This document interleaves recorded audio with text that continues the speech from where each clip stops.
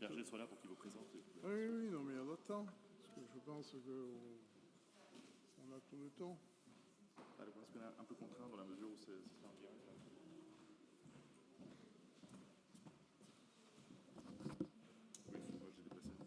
Oui, moi j'ai déplacé un peu. Je vous laisse. Pas grave, c'est mon boulot. Ça va comme ça?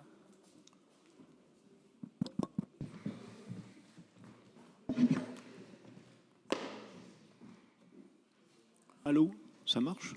Oui. Bonjour tout le monde. Donc nous reprenons nos travaux. Hier, nous avons fini en discutant du début de la politisation de la question des uniates et de la question de l'ethnicisation, de la nationalisation des uniates. Aujourd'hui, nous passons sur des périodes plus récentes et donc le sujet sera porté encore davantage sur ces questions-là. Et nous commençons avec Monseigneur Giuseppe Croce, que je suis très heureux de vous présenter et que vous connaissez certainement. Tous ceux qui ont passé à Rome connaissent certainement Monseigneur Croce, parce qu'il a été le guide, le conseiller de tous ceux qui ont passé dans les archives. Pas tous, hein, c'est un peu nombre, hein, quand même. Bon. En tant qu'ancien conservateur aux archives vaticanes. Et il est donc en particulier spécialisé dans Rome et l'Orient avec son ouvrage La Badia Greca di Grottaferrata e la rivista Roma e l'Oriente, Catholicesimo Orthodoxia fra unionismo et œcuménismo. Et il a aussi publié les documents d'un personnage dont vous avez peut-être entendu parler aussi, Cyril Charon, alias Cyril Korolevskij. Donc un travail monumental sur l'œuvre de ce personnage qui était justement une espèce de cheville entre Rome et l'Orient et qui fait aussi la liaison entre les uniates dont vous vous occupez, donc ceux d'Europe de l'Est, et ceux dont moi je m'occupe, ceux du Proche-Orient, puisqu'il s'est d'abord occupé des Melkites d'Antioche. Et je crois que l'exposé de Monseigneur Croce reviendra un peu sur Korolevskij et sur son rôle. Alors le titre, pardon, je vais vous donner le titre de la présentation.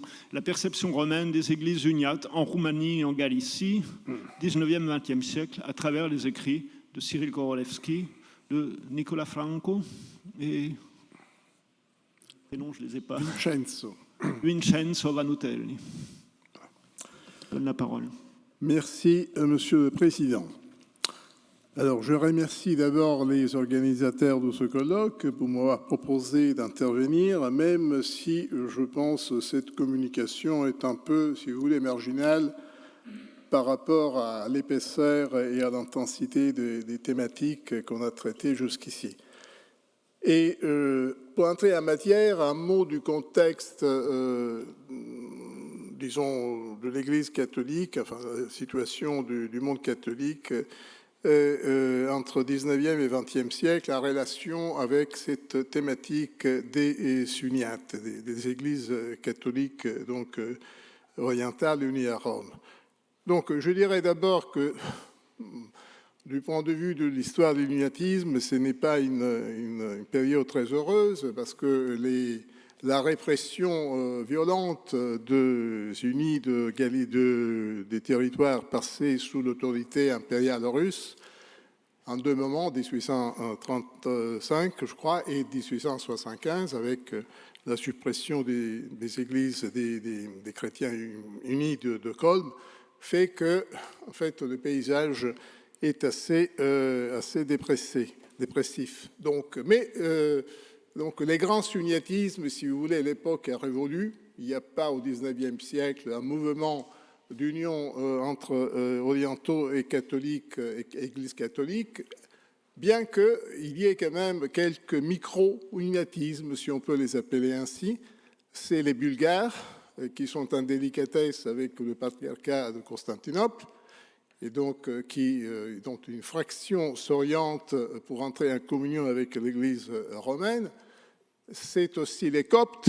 En 1895, on fonde un patriarcat catholique à Alexandrie sous le protectorat autrichien, ce qui n'est pas pour réjouir le gouvernement de Paris, pour qui l'anticléricalisme n'est pas, comme chacun sait, un article d'exportation.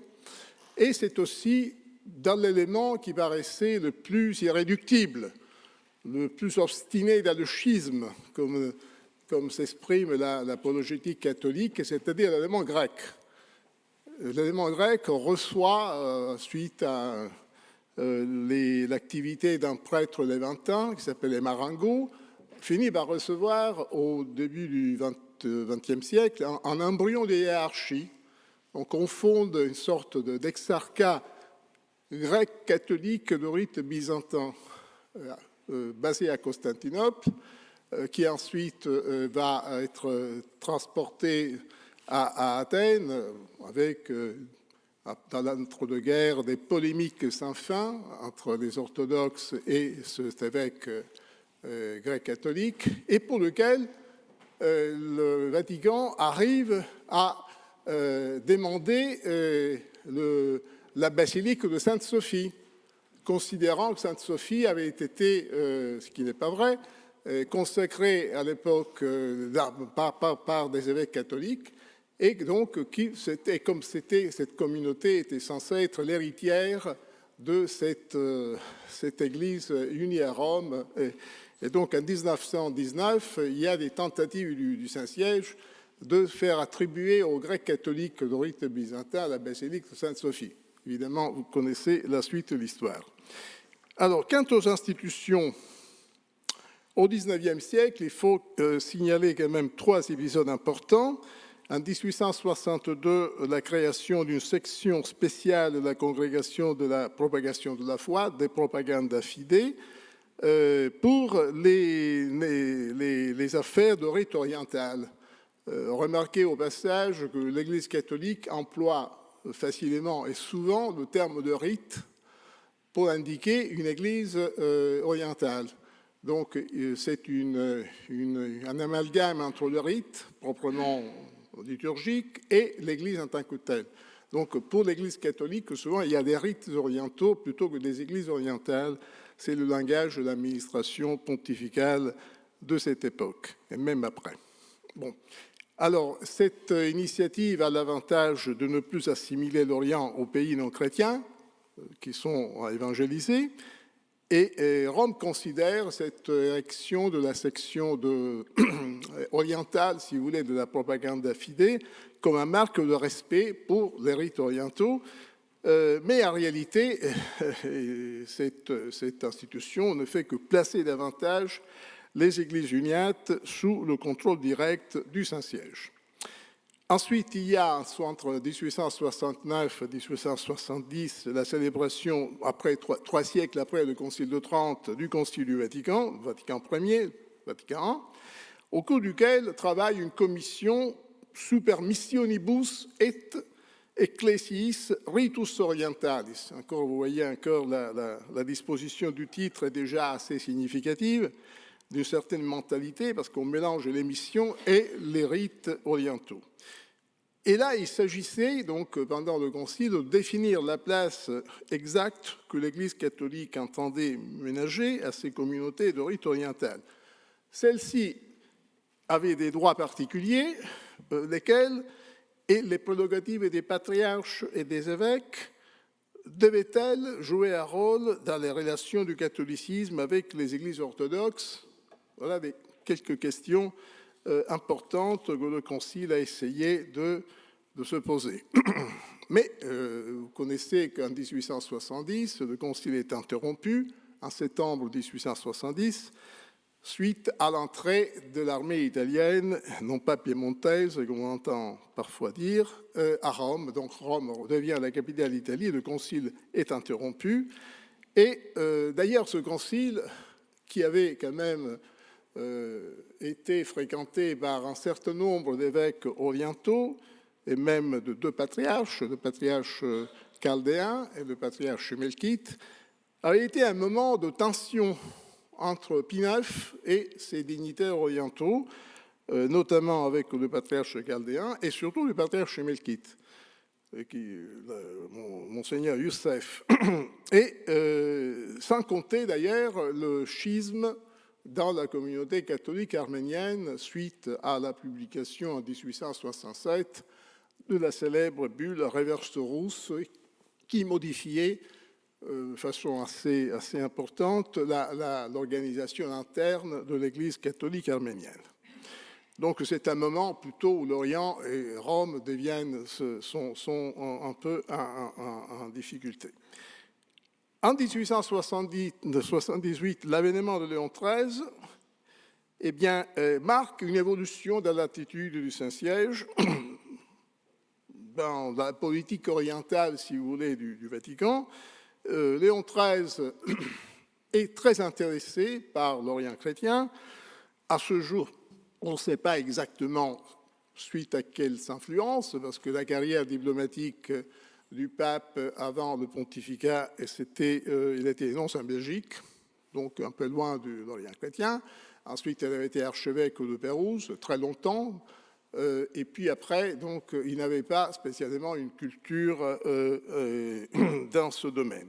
Toutefois, il est très intéressé à l'Orient chrétien. Et sous le pontificat de Léon XIII, entre 1878 et 1903, on assiste à une détente de la relation de la papauté avec la Russie, avec les accords de Vienne et de Rome en 1880 et 1882. Un concordat avec un pays orthodoxe, le Monténégro, en 1886, et la fin du schisme arménien, dont j'ai parlé tout à l'heure, en 1888. Sans parler des conférences patriarcales au Vatican. Le pape convoque les patriarches orientaux au Vatican, à Rome, du 24 octobre au 8 novembre 1894. Donc, conférence patriarcale et aussi fondation et institution d'une commission pontificale pour la réunion des églises dissidentes avec l'Église catholique, qui fonctionnera plus ou moins tout au long du pontificat de Léon XIII, mais qui sera presque plus convoqué sous le pontificat de son successeur, c'est-à-dire Pie X. Et puis il y a le Congrès eucharistique international à Jérusalem en 1893, qui est une sorte d'appendice oriental du Concile Vatican I, et qui réaffirme solennellement le respect de l'Église catholique de Rome pour les rites orientaux, donc qui met en valeur ce respect contre la latinisation, qui est un phénomène qui a concerné quasiment toutes les églises orientales catholiques. Et puis voilà, au début du XXe siècle, en 1917, le pape Benoît XV fonde deux institutions importantes, la Congrégation pour l'Église orientale et l'Institut pontifical oriental, et pour la formation des clercs, du clergé et même des laïcs, avec une bibliothèque très importante qui reste, comme chacun sait, à Rome, un centre de documentation essentiel pour les orientalistes, et qui a une bibliothèque qui a été en fait enrichie par les missions en Europe orientale et au Proche-Orient du futur cardinal Eugène Tisserand, avec le père Cyril Korolevskij. Voilà. Venons-en donc aux trois personnages qui évoluent dans ce contexte entre le 19e et 20e siècle. Si vous voulez bien montrer l'image du père Franco d'abord. Voilà. Voilà. Alors, vous voyez, c'est un vénérable vieillard, on dirait un orthodoxe dans toute sa splendeur. En fait, c'est un prêtre albanais. Vous n'ignorez pas qu'il y a toujours deux communautés albanaises à l'Italie du Sud qui se sont installées dans cette partie de la péninsule entre XVe et XVIe siècle suite à l'avancée des Turcs et des Ottomans. Donc le père Franco, né dans une famille arberèche, donc albanais. Ces Albanais ont été intégrés à l'Église catholique de façon plutôt souple. Il n'y a pas eu de réconciliation officielle. Ils sont devenus catholiques tout en gardant, pour la plupart, la tradition liturgique byzantine et la langue liturgique grecque. Bon. Alors, le père Franco, né en Sicile en 1835, il fait des études à Rome dans le collège grec, fondation du XVIe siècle, et il est ensuite ordonné prêtre en 1857. Il est envoyé à Venise pendant quelques années dans la tentative de fonder une église catholique de rite byzantin pour essayer un peu de prosélytisme, il faut le dire, dans l'élément hellène résiduel de l'ancienne Sérénissime. Cela ne marche pas, surtout à cause de l'opposition du clergé local, et il est envoyé cette fois en Corse, à Cargèse, pas loin d'Ajaccio, où il y a toujours une communauté, petite communauté d'origine grecque. Donc il reste, qui était d'ailleurs d'un proie de quelques dissensions intestines. Donc le père Franco réussit, lui sicilien parmi les Corses, à mettre d'accord. Voilà, les insulaires se comprennent, bien sûr, j'en suis un. Et ensuite, il rentre à Rome et il est nommé assistant à la Bibliothèque Vaticane. Il s'occupe des manuscrits grecs, mais il n'arrivera jamais à être nommé scripteur grec. Il restera dans une situation un peu marginale. Et d'ailleurs, on avait même imaginé, on fait appel à lui, on avait pensé à lui pour devenir évêque en Sicile ou en Calabre à 3 reprises, mais cela ne se fait pas. Il mourra à Rome en 1916. Le deuxième personnage dont j'aimerais évoquer rapidement la carrière, c'est le père Vannutelli. Celui-là n'a rien d'un oriental, c'est un Romain, né dans une famille de la bonne bourgeoisie romaine, introduite soit au Vatican, soit dans les milieux culturels. Il naît donc en 1841. Il est élève du collège, d'un petit collège qui avait été créé à l'abbaye basilienne de Grottaferrata, aux portes de Rome, qui est le seul monastère de tradition byzantine qui avait subsisté après la disparition des monastères grecs et puis basiliens, largement latinisés d'ailleurs, en Calabre et en Sicile, dans l'Italie méridionale. Donc il avait été supprimé d'abord par le gouvernement de Joachim Murat et du roi Joseph, à l'époque napoléonienne, et puis en Sicile, après la réunion de la Sicile au royaume d'Italie en 1866, donc disparaissent ces monastères. Reste Grottaferrata, qui a été fondé en 1004, donc qui a célébré en 2004 le millénaire de sa fondation. Mais il n'est pas particulièrement séduit par cette communauté qui pratique d'ailleurs un rite un peu hybride entre le rite latin et le rite oriental. Et ensuite, il s'entend appelé à la vie religieuse, il ne choisit ni les basiliens, ni les jésuites, dont il a été élève ensuite, mais il devient dominicain à Sainte-Sabine, et on l'envoie à Carpentras pour faire des études, ensuite il revient à Rome, et il devient aumônier militaire de l'armée pontificale. Alors, il est, après la réunion de Rome au royaume d'Italie, envoyé à Constantinople. Pourquoi il est envoyé à Constantinople? Parce qu'il était le beau-frère du dernier général en chef, du commandant en chef de l'armée pontificale. Donc il était quand même regardé avec suspicion par les nouvelles autorités italiennes, d'autant qu'il avait fondé une sorte de croisade catholique qui voulait récupérer le pouvoir temporel. Donc les supérieurs dans les ordres religieux, quand un élément devient un peu encombrant, eh bien on l'envoie ailleurs. Ce qu'ils ont fait, qu'ils l'envoient à Constantinople. Et à Constantinople, il découvre l'Orient. Il découvre l'Orient chrétien, il est séduit par les monuments byzantins, il tombe amoureux de l'Orient chrétien et il décide de consacrer le reste de sa vie à faire connaître cet Orient chrétien méconnu dans les milieux catholiques. Ce qui fait que finalement, il quitte l'ordre dominicain, mais comme il a des moyens, une fortune personnelle à cause de sa famille, donc il peut se permettre de vivre un peu librement, et il entreprend une série de voyages et il publie 25 volumes dont le titre est Sguardi all'Oriente, regard sur l'Orient, et il a sillonné en fait toute l'Europe orientale et tout le Proche-Orient. Donc il a donné dans ses brochures, dans ses livres, ses impressions de voyage, qui sont en général plutôt superficielles, mais qui ne manquent pas d'intérêt. Et il finit par mourir en 1900 dans un accident ferroviaire aux portes de Rome. troisième personnage donc, de ce trio, c'est justement le père Cyril Korolevskij.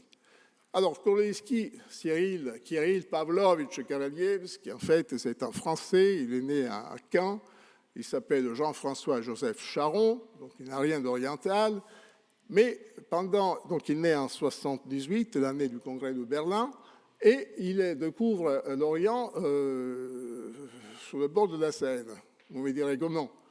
Parce qu'il fréquente les bouquinistes, et un jour il achète un livre liturgique oriental, en grec. Parce qu'à l'époque, on faisait du grec, donc il savait lire le grec, et il est impressionné par la beauté de ses prières, etc. Puis il découvre l'église de Saint-Julien-de-Pauvre, dans le quartier latin, qui alors, aujourd'hui aussi encore, est officié par les mesquites, et là, il sent naître une vocation un peu originale, de devenir prêtre de rite oriental.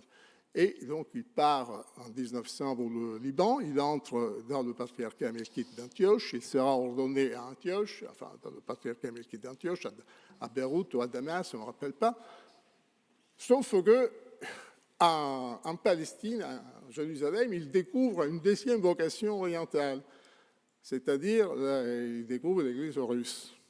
Il entre par hasard dans la cathédrale de la Trinité à Jérusalem, et là, il est séduit par la beauté des chants orthodoxes, des chants russes, et il se sent, cette fois-ci, transporté dans cet univers slave. Il veut se mettre au service non pas de l'Église russe, parce qu'il est très catholique, très formé à Saint-Sulpice, donc il est très romain, mais il veut se mettre au service de la cause de la réunion de l'Église russe avec l'Église catholique. Et à l'époque, il n'était pas évident d'entrer en Russie. C'est Vannutelli qui pourra entrer en Russie. Pour un religieux catholique, c'était un peu compliqué. Donc, il ne mettra jamais les pieds en Russie, mais il va se mettre sous la juridiction du métropolite André Szeptycki. Donc, il va en Galicie, donc il est accepté dans le contexte d'un projet du métropolite Szeptycki de créer un apostolat catholique parmi les Russes. Des choses qui sont assez connues après les recherches de plusieurs auteurs, dont Laura Pettinaroli, que j'ai le plaisir de voir dans cette salle. Bon, alors, il quitte le patriarcat d'Antioche, le mesquite, mais il finit par s'installer à Rome. Parce qu'en attendant que la Russie ouvre les portes à cet apostolat catholique, eh bien, il n'a pas d'autre moyen que de rester à Rome, où il travaillera un peu comme agent, si vous voulez, du métropolite de Léopold, de Lvov, et pour préparer une sorte d'édition des sources concernant l'Église ukrainienne, enfin l'Église ruthène, on connaît bien. C'est un corpus de plusieurs volumes. Et il finit par se mettre en relation avec la Bibliothèque Vaticane et il finira par être nommé bibliothécaire à la Vaticane. Vous le voyez là, au milieu de la bibliothèque, parmi les livres, etc., où on lui confiera le catalogue de tous les ouvrages en caractère cyrillique et autres. Bon. Après la guerre, où il aura des problèmes, parce qu'il est rappelé sous le drapeau, il sera soupçonné d'être un agent bolchevique, à cause de son allure, évidemment, dans Sarlat, dans le Périgord. Donc il est même mis en prison, il passe devant un tribunal militaire, il est enfin acquitté, il rentre en Italie et il restera toute sa vie en Italie, sauf des longs voyages en Europe orientale, pour le compte de la Bibliothèque Vaticane, qui souhaitait créer une bibliothèque à l'Institut oriental, dont je parlais tout à l'heure, et enrichir les collections de la Vaticane. Et donc, il a une très bonne connaissance, parce qu'il passera des mois et même des années à sillonner l'Europe orientale, de la Tchécoslovaquie jusqu'aux pays baltes, il ne pourra jamais entrer en Russie, donc la Roumanie également, et puis la Bulgarie. Il est envoyé en Bulgarie pour préparer le terrain pour la nomination d'un représentant pontifical à Sofia. Et de tout ceci, eh bien, il nous reste une riche documentation. Il y a beaucoup de rapports que j'ai partiellement publiés et qui montrent bien l'intérêt qu'il avait vers le monde oriental et aussi sa compétence indiscutable sur le plan bibliographique et littéraire. Alors voilà le trio à travers lequel, c'est un peu le prisme à travers lequel on va essayer de voir comment ces trois personnages, ces trois catholiques, dont deux n'étaient pas nés orientaux, le père Franco était un prêtre albanais de rite oriental, mais les deux autres n'avaient rien d'oriental au départ, voient les choses.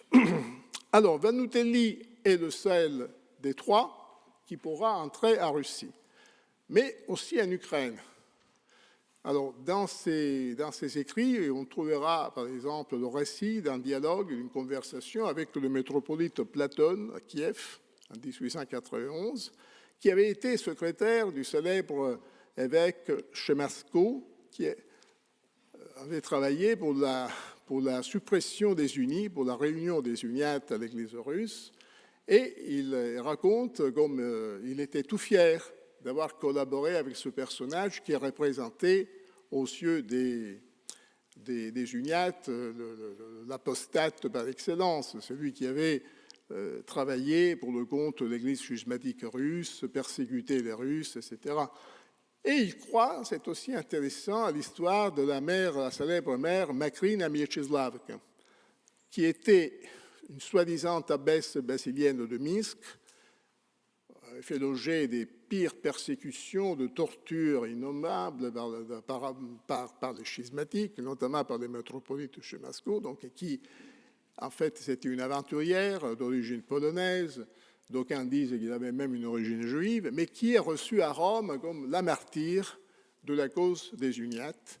Et il est donc, en fait, ce sera un jésuite polonais, le père Urban, qui va démontrer que c'était une mystification. Mais dans les écrits du père Vannutelli, il en est question. Cette mère Macrina qui est reçue par Grégoire XVI, par Pinaeff, etc. Bon. Et donc son impression, c'est que désormais, il n'y a plus rien à faire pour les uniates dans l'Empire russe, et il mentionne ces communautés comme des martyrs qui, bon, malheureusement, n'ont plus le moyen de faire quoi que ce soit pour la cause de la réunion des églises. Franco connaît beaucoup d'évêques roumains, il est en relation avec les évêques roumains, il reçoit souvent à Rome et il connaît assez bien le milieu roumain, mais en 1915, pendant la guerre, juste une année avant sa mort, il fait un voyage en Galicie et il écrit au tsar Nicolas II pour le prier de se mettre, de travailler pour l'union des églises. Donc c'est un peu un utopiste, si vous voulez, quelqu'un qui avait une vision un peu irréaliste des choses. Et le personnage qui a le plus longtemps et de façon la plus systématique travaillé en Orient, enfin en Europe orientale, c'est Korolevskij. Alors, quelle est sa perception, parce que c'est sur lui que je m'arrêterai rapidement d'ailleurs, quelle est sa perception du monde uni, enfin des uniates? Bon, d'abord, il est français, il restera toute sa vie profondément français, tout en disant qu'il était russe, parce qu'il se sent russe de cœur, sinon de naissance, mais il a d'abord c'est la perception d'une altérité. C'est quand même un monde différent. Il avait été en Orient.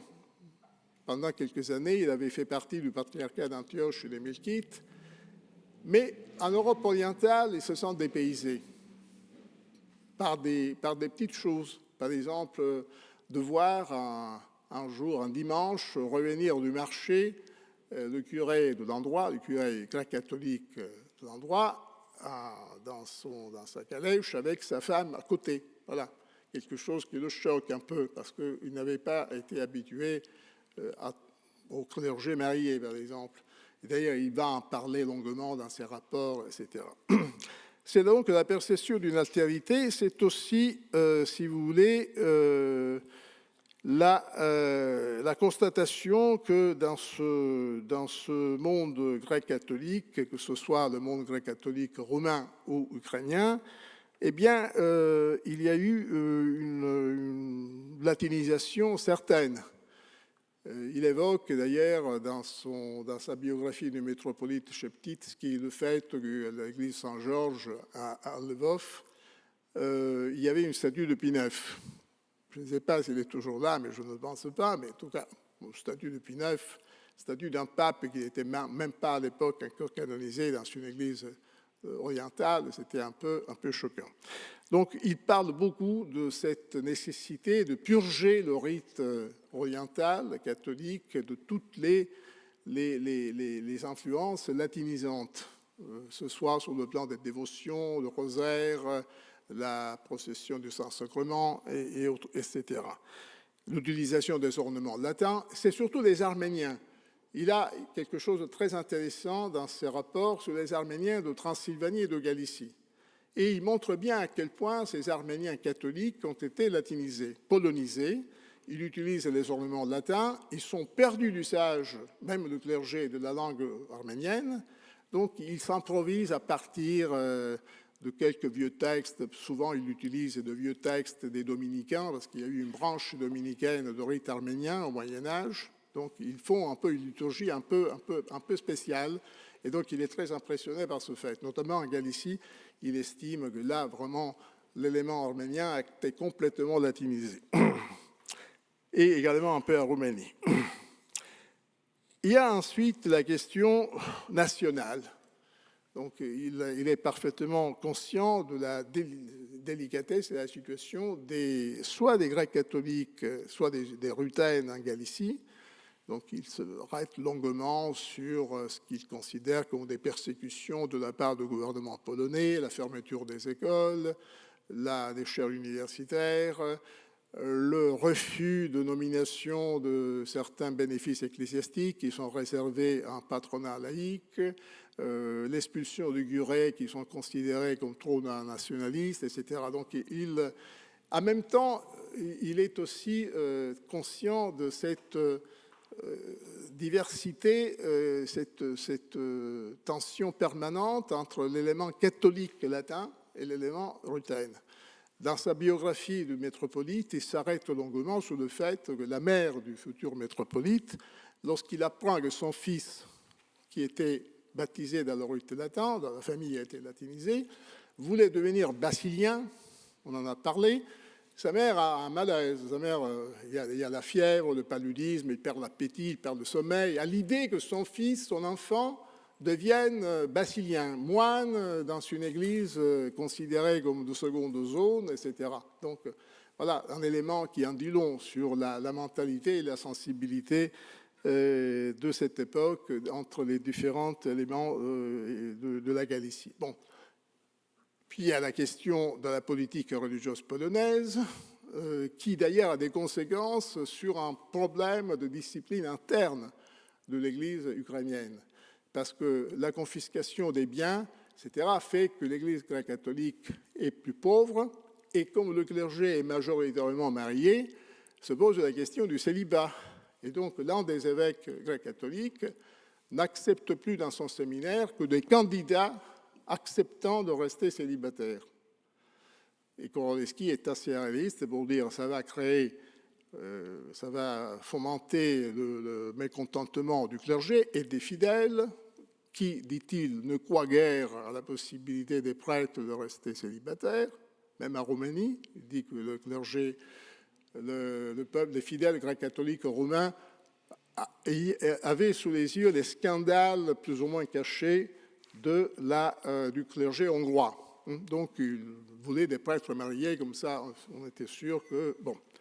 Et donc, tout cela a des conséquences sur la discipline ecclésiastique, forcément, même en Roumanie, où là aussi le clergé est majoritairement mariés, et il y a même trop de clergé par rapport au nombre des fidèles grecs-catholiques de Transylvanie. Donc il dit des choses assez intéressantes, que beaucoup de prêtres n'exerçaient en fait aucun ministère sacerdotal, et il était plutôt fonctionnaire, enseignant, et même entamé une carrière politique. Il y avait à l'Assemblée nationale, au Parlement de Bucarest, un certain nombre de prêtres grecs-catholiques qui étaient députés ou sénateurs. Bon. Autre élément qui est important dans sa vision des choses, et c'est assez quand même impressionnant de constater, soit chez Korolevskij, soit chez les deux autres, le fait qu'on considère que ces églises orientales, unies à Rome, ne sont pas aptes à une activité d'unionisme, c'est-à-dire ne peut pas être protagoniste d'un dialogue, d'une activité d'apostolat chez les dissidents. Donc le clergé uniate, que ce soit le clergé roumain ou le clergé ukrainien de Galicie, même si le métropolite avait essayé d'inventer une sorte d'exarcat pour les prêtres russes devenant catholiques, eh bien, ce n'est pas la solution. Et donc, il préconise l'emploi de missionnaires religieux catholiques, le rite latin, et une bonne formation, qui passent au rite oriental, qui serait, d'après lui, plus apte à... et c'est la raison pour laquelle, ensuite, on fonde le collège Rossicum à Rome, etc. Donc, dans l'ensemble, la perception, c'est la perception de deux églises qui sont très fragilisées, soit sur le plan politique, à cause de la situation en Pologne, mais aussi en Roumanie, parce qu'il dit, en Roumanie, les latins ne sont pas considérés comme des vrais Roumains. Les Grecs catholiques le sont, mais pas tout à fait. Et il dit en 1929, il y aura une persécution de l'Église grecque catholique. Donc il a déjà, en quelque sorte, vent d'une situation qui va se détériorer et qui, en fait, comme chacun sait, l'Église grecque catholique romaine sera supprimée pendant la première période du régime communiste. Quant à l'union des Églises, encore une fois, il y a peu d'éléments qui s'en intéressent. Il y a une séparation entre l'élément grec-catholique et l'élément orthodoxe, et d'ailleurs entre l'élément grec-catholique et l'élément latin. Il dit les Grecs catholiques qui s'installent de Transylvanie dans le vieux royaume, c'est-à-dire la Valachie ou la Moldavie, ils vont en aucun cas dans l'église latine. Ils deviennent plus facilement orthodoxes plutôt que de fréquenter les églises latines. Donc il y a ce regard assez réaliste. Et également, c'est la perception d'une église qui a été largement influencée par la culture latine, par les usages liturgiques latins. Il est d'abord plutôt réticent à l'idée d'imposer le célibat, mais il dit qu'il faudrait quand même essayer de former un clergé célibataire. Donc l'impression générale, c'est deux églises fragiles sous le plan de l'organisation intérieure et dans ses relations avec la société et la politique des pays où ils vivent. Et voilà, je crois que c'est en pensant à ceci que le futur cardinal ukrainien Joseph Zlipoj dira au Concile du Vatican, le deuxième Concile du Vatican, à ses confrères dans l'épiscopat, « Mes frères, ayez pitié de nous qui sommes des orientaux dans l'Église catholique. » Je vous remercie.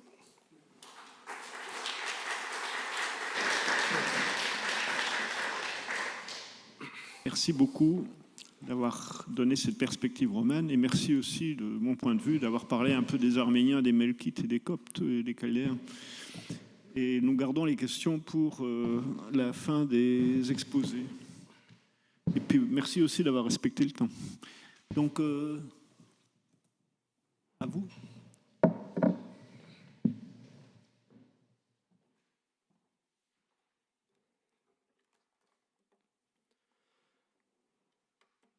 Continuons avec Jared Warren, qui va nous parler de Panslavism, Polish Nationalism and the Uniate Catholic Church au milieu du XIXe siècle. Jared est enseignant à l'université de Munich. Je reprends la fiche, attendez, pour vous présenter.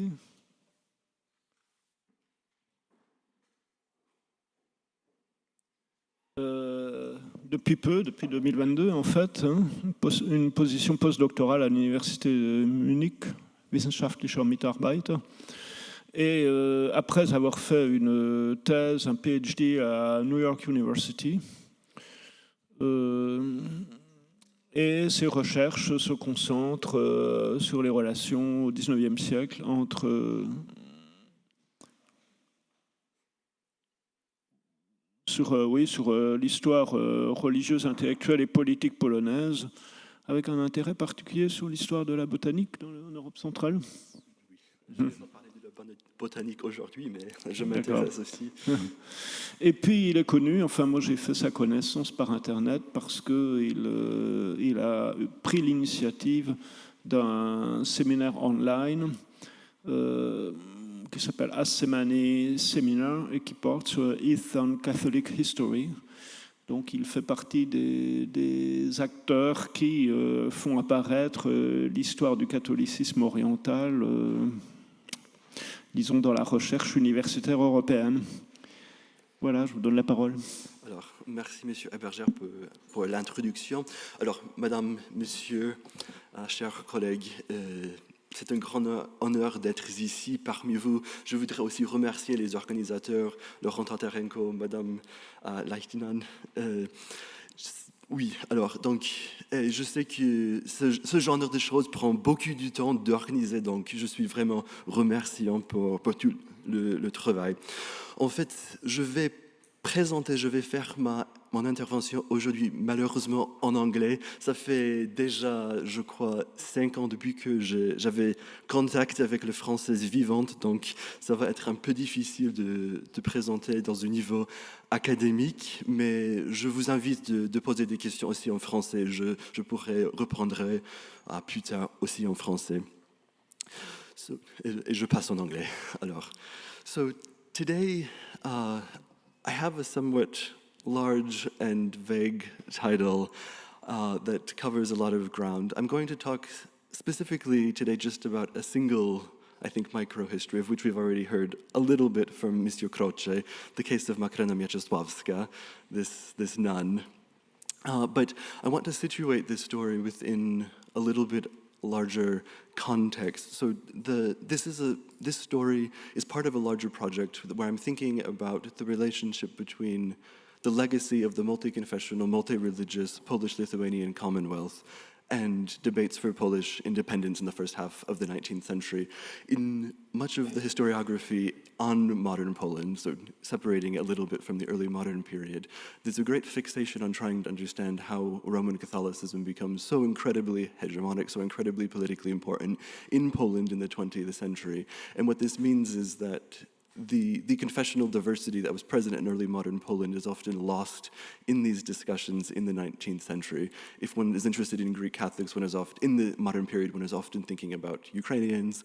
Even Jewish history is somewhat, I think, set apart. So, but what I want to do today is to show that anyone who knows much about this period, I think, realizes that the relationship between the Roman Catholic Church and Polish politics in this period is quite complicated and is quite fraught. And there's several reasons for this. The first is that the Poles who are advocating for independence, they understand that the state that they are trying to reconstitute is not this modern 20th century Poland, but the territory of the Commonwealth. And they're very aware that roughly 42% of the population of this space is Roman Catholic. If they overemphasize Roman Catholicism, this risks alienating a significant part of the population. However, the struggles here are much more complicated because the Polish cause, the Polish question in this particular moment is closely connected with revolution. And the Catholic Church is stridently anti-revolutionary in this particular moment. So this is not a surprise to anyone who knows this context, but I want to remind us that this is very important for what I'm going to say and what I want to argue today. So the most, I think, importantly, the Pope Gregory XVI in 1832, so just after the end of the November Uprising in Polish, publishes this important encyclical to the Polish clergy, Cum Primum, where he condemns any Catholic clergy hierarchies, bishops who participated in the revolution, saying, you have to obey the proper authorities, and the proper authorities are the Russians in this particular space. The Poles don't like this. This causes, of course, but the point here is that this means that there's an incredible amount of tension between the Catholic Church and Polish intellectuals. And I have individuals who've written political pamphlets saying that any attempt to associate Catholicism in Poland in this period is, in a French example, by a Pole's writing in French, une exécration stupide, like a stupid execration. In Polish, I have examples of individuals saying, nie podobno być zarazem dobrym Polakiem a dobrym katolikiem. Like it's impossible at the same time to be a good Catholic and a good Pole. So the problem that this presents us then is that despite this situation in the first half of the 19th century, Roman Catholicism does begin to play a significant role in Polish political life and imaginations of the Polish nation a bit later on. So what I want to suggest today is that if we pay attention to the Uniate Catholic Church, to the Greek Catholics in the Polish tradition, the trajectory here becomes much clearer. So to illustrate this point, again, I'm going to concentrate on just one specific example of Makryna Mieczysławska and the European scandal that emerges in 1845-1846 surrounding this. I'm not going to give away any of the details at the moment. We've already heard a little bit from Monsieur Croce.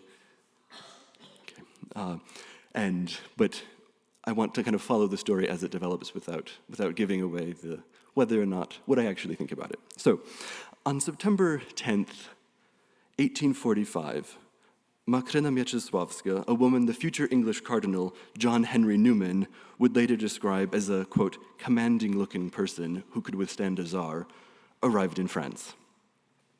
She carried letters of introduction from the Archbishop of Posen and Gniezno, a writer and a later priest, and a Polish general. So these three men presented her in their letters of introduction as the abbess of a Basilian monastery outside Minsk and as the victim of religious persecution. The letters explained that the Russian government had violently attempted to convert her entire convent, and that Mieczysławska had managed to escape from Belarus and travel to Poznań, where the ultramontane Catholic milieu had helped to facilitate her further travels to Western Europe. The Archbishop of Poznań addressed his letter to one individual in particular, a bookseller turned priest, Aleksander Jałowicki, and requested that Jałowicki take Mieczysławska to Rome. Jałowicki does just that, and the pair arrive in Rome in early November 1845 on the Feast of All Saints at 2 in the morning. In Rome, with two fellow priests, Maximilian and Alois Leitner, Jałowicki published the oral transcription of Mieczysławska's sensational scandal, by this point in early 1846, a pamphlet that was called The Narrative of Makryna Mieczysławska, Abbess of the Basilians of Minsk, or History of a 7-Year Persecution Suffered for the Faith. This first edition was published in Polish, but was very quickly translated into at least 5 European languages: Spanish, French, I think English, German, and Dutch. The Spanish edition, quite fascinatingly, was published in Quito, but because it was published in Quito, I've not yet actually managed to find a copy of it, so I don't exactly know the context for this story. The French pamphlet, however, becomes one of the most important. Contemporary reports suggest that around 2,000 of the first printing of this pamphlet were produced, so a not insignificant number in 1846. Very quickly after the publication of this pamphlet, the Makryna Mieczysławska story of her persecution dominated the European press for almost the coming year. At the time, there are already lurid stories of Russian religious persecution that fill the press, because the Russians had, in the late 1830s, begun a relatively coercive process of converting the Uniate Catholic Church to Russian Orthodoxy. And so there are pre-existing tropes that are very strong in the West European press about Russian religious autocracy, Russian religious violence. So this story then plays directly to these stereotypes. In this pamphlet, Mieczysławska claimed to be the Mother Superior of a Catholic convent that the Russian government had systematically destroyed over the previous 7 years. The pamphlet begins with almost no context. The first line says, during the summer of 1838, Szymaszko, an apostate bishop, invited us on 3 occasions and in writing to pass into the schism. This individual that Mieczysławska mentions here, Szymaszko, was previously a uniate Catholic bishop who had led many of the reform movements within the uniate church in the 1830s that were to result in the official declaration of the union of the uniate Catholic Church with the Russian Orthodox Church in 1839. According to Mieczysławska in her pamphlet, Szymaszko forcibly removed Mieczysławska and all of the Basilian nuns from their convent chapel early one morning, leaving one nun dead before the altar, the first of over 60 martyrs that she recorded over the course of her roughly 60-page narrative. She writes that Szymaszko chained the women together and forced them to march from Minsk to Vitebsk, where they joined members of another liquidated convent. Over the subsequent years of the nuns' persecution, there are stories of the women eating grass to avoid starvation. There are stories where they're being whipped, being locked in a, quote, cold, somber, and damp cave. When they eventually refused to convert, or continually refused to convert, Szymaszko, and this is a quote again, consoled himself in an orgy with the women. Eventually, Szymaszko forces the women to build him a palace, and in the course of the construction of this palace, 5 women die excavating clay and in a construction accident when the palace walls collapsed. So over the course of this pamphlet, one by one, the women under her care, the nuns under her care die, leaving at the end only herself and a handful of these nuns left. The story then ends quite abruptly. She somehow escapes Szymaszko and leaves the region, but there's very little context. In her own words, quote, "After having strayed for around 3 months in the forest of Lithuania, suffering from cold, hunger, and thirst, spied upon, pursued, and always preserved by divine providence from all these dangers, I crossed Prussia, France, and arrived fortunately to Rome." So the specifics of this escape are left largely to the reader's imagination. Very quickly from the beginning of this scandal, we see the explosion of this story. Already by the very beginning of 1846, the story was seemingly everywhere. In March 1846, the Polish nobleman Adam Czartoryski declared that, quote, "All the journals of Paris and the entire press of Europe have repeated the account of the persecutions exercised against the Basilian nuns of Minsk." Also, the Irish parliamentarian Daniel O'Connell defends Mieczysławska on the floor of the House of Commons in London, and there are newspapers all across the continent weighing in, publishing and republishing columns, opinions, facts from other papers, creating this journalistic echo chamber that ensures that the story of Mother Makryna Mieczysławska remains a major sensation for quite a very long time. Now, given the quite extreme nature of this narrative, it is unsurprising that from the very beginning, readers were doubting the story's truth.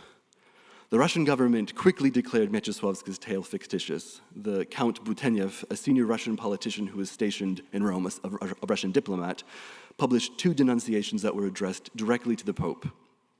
One newspaper summarizes one of these denunciations, claiming that Buteniev, quote, "contradicts the whole of the assertions alleged to have been made by the Lady Abbess."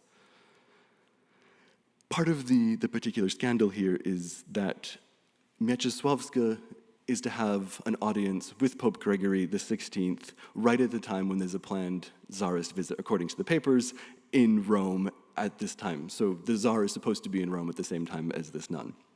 So unsurprisingly, though, in this heated West European environment, many liberal supporters of Poland, as well as European Catholics, are quickly siding with Mieczysławska against Russia. So the ultramontane French Catholic newspaper, for example, L'Univers, edited by the militant Catholic Louis Veuillot, immediately expressed skepticism about the Russian denunciation's truth. So in March 6, 1846, in an article titled "New Russian Denials," L'Univers noted that the Russian reply proved that, quote, "the emperor feels the need to justify himself, and it is unfortunately for him impossible to do it." The following day, the same editor introduced 2 new letters ridiculing the Russian denunciation. "All of the papers agree this morning," the article began, "in refusing the least credence to Mr. Buteniev's so-called diplomatic note. The denial this piece contains is devoid of all manner of proof." And then went on to claim that the Russians had, quote, "a very poor idea of the perceptiveness and good sense of the French readers to imagine that such a vain and arrogant denials could have the power to contradict in any way the authenticity of the heroic Abbess of Minsk." There are dozens, if not hundreds, of these sorts of articles that are being published. Now, unfortunately, from the perspective at least of the Russian government, the Russian attempt to deny these allegations was quite poorly executed. The ambassador at Rome, the Russian ambassador at Rome, denied the existence of a Basilian convent at Kovno, pointing out that Mother Makrena could not have belonged to a convent not known to exist. However, Mieczysławska had claimed to come from Minsk, not Kovno, and journalists gleefully exploited the ambassador's mistake, reporting that the Russians had to change the geography of the story in order to deny it. Monsieur de Butenieff persists in reading Kovno everywhere we have written Minsk, the Roman Catholic editor of the legitimist pro-Bourbon newspaper L'Union, write, Qu'est-ce qu'il importe qu'il n'y a pas de nonnes à Kovno? Like, what does it matter that there were no nuns at Kovno? He writes. Changing the facts didn't disapprove the original details. By mid-April 1846, the Russian government has produced a second denunciation somewhat more compelling than the first. They've realized the geographical and other factual errors that I'm glossing over here. So they begin to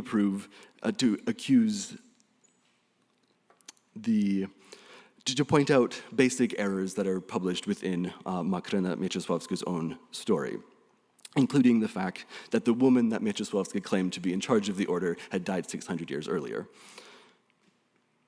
There are many attempts to explain this and justify this, but it's hard to actually establish much of what's happening in the eyes of most of these observers. So, on the same day that the second denunciation appears, the French Count Montalembert recorded his, quote, keen concern about this new Russian note in his diary. His response here was somewhat measured compared to many of the public interventions that I see. He claimed to have an absolutely disinterested role in the affair. "I've never seen Mother Makrena," he wrote, "not having been in Paris when she arrived here, and I've never given any opinion on her veracity." Yet, he noted that he was writing a response to the second Russian denunciation with other Catholics in France. Despite his protestations about his own neutrality, Montalembert was no neutral observer. In the middle of this affair, he wrote a long letter to the Vatican defending his involvement with the affair, because the Vatican was a little bit suspicious of some of the publications that he did, because one of the letters that he writes to the editor of a newspaper that was supposed to be private, the newspaper published, and this was a letter that was not meant for public consumption, and there were some details in here that he did not wish to have disclosed. And the Vatican was not quite happy with some of this. And although the Vatican receives Mieczysławska somewhat warmly, they're not overly protective of her quite yet. So in this long letter, he responds to the Pope's dissatisfaction with his support of the Mieczysławska affair, writing that his actions had always been, quote, exclusively dedicated to the defense of the rights and liberties of the Church. He framed Mieczysławska's story as part of the general heritage of the global Church, referencing things from the Acta Martyrum to more contemporary Catholic martyrs in Korea, arguing that French Catholics' recognition of Mieczysławska was part of a long tradition of the veneration of the martyrs of the past. Yet throughout this entire letter, he devotes nearly no space at all to Mieczysławska or to the uniates, instead defending French Catholic institutions who had supported her.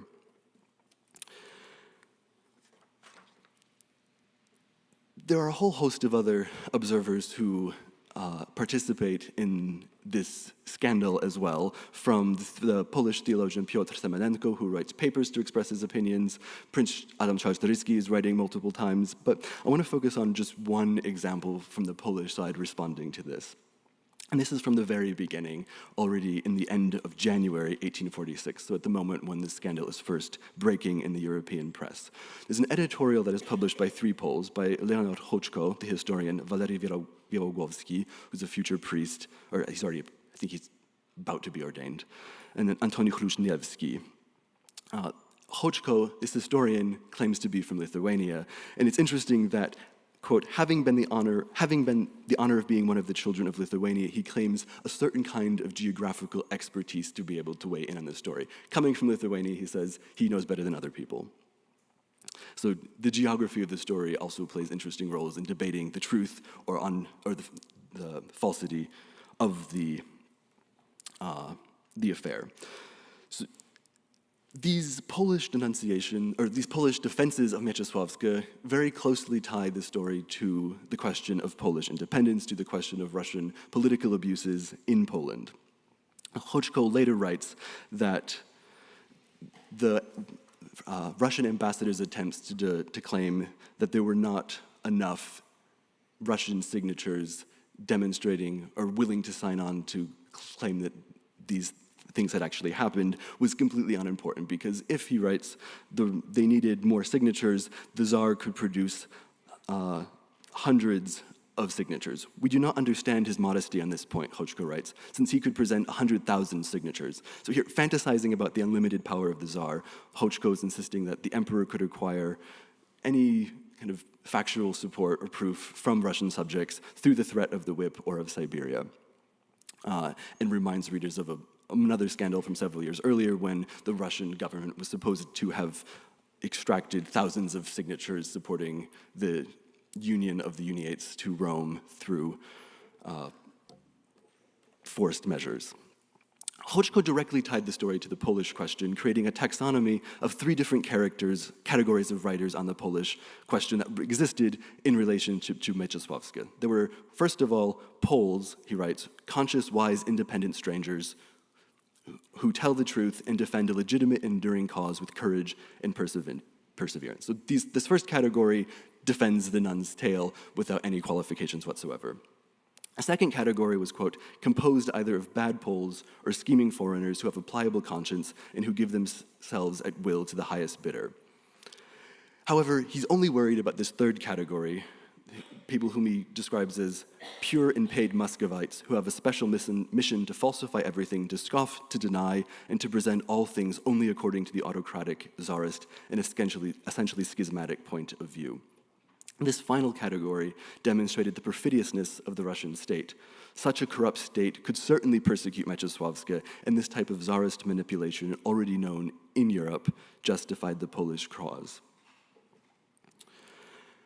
Now, I have infinite material I could use to tell here, but I want to kind of skip ahead to make another point here before I run out of time. So the scandal slowly, without any real resolution in the public sphere, begins to fizzle out without any real resolution. The Pope grants Macrina Mieczysławska the right to stay in the Abbey Trinità dei Monti on top of the Spanish Steps in Rome, where she becomes something of a tourist attraction, especially for Polish visitors to Rome.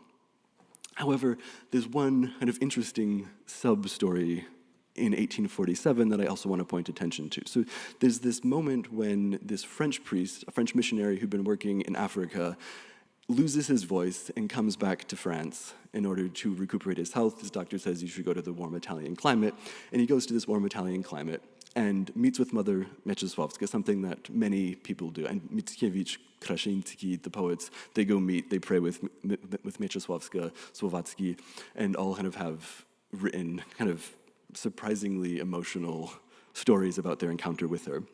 But this French priest is particularly interesting because he extends it, I think, even further, the geography of this particular scandal. So he goes to meet with Mieczysławska, his voice miraculously returns, and interestingly, this is precisely the moment that John Henry Newman, the future English cardinal, is in Rome studying to become a Catholic priest. He had lodged with this French priest who'd lost his voice, and he and 2 other English students at the college, the seminary college in Rome, write a pamphlet verifying that, yes, in fact, this priest could not speak, and now his voice returns, although they are very careful to write that they do not declare it a miracle, and that is up to the Catholic Church to do. However, it's just a peculiar moment where one of the most important kind of English Catholics is also intersecting with this particular individual. So, despite the immense amount of interest in Mieczysławska's story in 1846 and somewhat in the following year, the veracity, the truth of her account was never definitively proved or disproven in her lifetime. The last historian to really write seriously about her in 1923 was a Jesuit priest named Jan Urban, who conducted a study of all available archival materials from the Basilian monasteries in the Minsk region, including all registries of all known Basilian nuns, so work that is probably no longer possible to do with the state of the archives. The book that he publishes, Makryna Mieczysławska w świetle prawdy, Makryna Mieczysławska in the light of truth, reveals no evidence whatsoever in any Basilian convent of the existence of a nun named Makryna Mieczysławska. Moreover, he shows that the list of martyrs that she produces in the Polish edition, only the Polish edition, a list of names of these nuns who died, bears no similarities whatsoever to convent records in Belarus.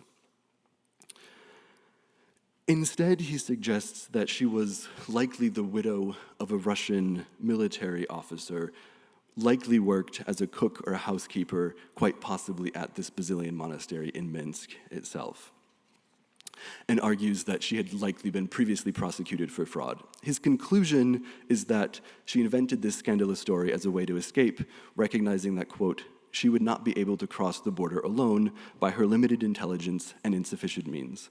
Now, I think this is a somewhat misogynistic attempt to belittle her, saying that she's of limited intelligence in 1923. In fact, I think it's quite clearly the opposite, that we have this woman who is in a difficult situation, in a potentially an abusive situation, according to what Orban hints at in Minsk. She has an awareness enough of the geopolitical circumstances in Europe where she's able to invent a scandal on her own that causes a European sensation, that causes the intervention of some of the most important politicians and intellectuals of this particular moment, and never be found out entirely. She's able to live in peace in Rome in a convent as a Basilian nun, likely never having taken orders for about 20 years. I find this extremely impressive. So regardless, though, of the story's accuracy, I think that this scandal from 1846 helped to cement the relationship between the Polish question and Christianity broadly into the public imagination. However, I don't think we're seeing quite yet a kind of confessionally Catholicizing nature of the Polish question. I think rather to some extent it also demonstrates just how difficult it was to conflate confessional politics and European political causes, even in the imagination of a European reader. I'm glossing over quite a few details here, but I think the scandal illustrates a considerable degree of flexibility that could be deployed to support a variety of political opinions. Different papers and individuals were able to rework her story to meet their own goals, whether it's a French ultramontane Catholic, liberal Catholics, or Protestants who were vigorously opposed to the story and sided with the Russians. I haven't mentioned anything about them, but even the British and Irish Catholics write about it, finding a reference here for the ongoing trials of Catholics in the British Isles, while Poles, on the whole, saw in the scandal a way to bolster Poland's image as a bastion of tolerance against autocratic Russia. So Poles are quickly exploiting all of these events for the cause of Polish independence in European space. And furthermore, so although I think,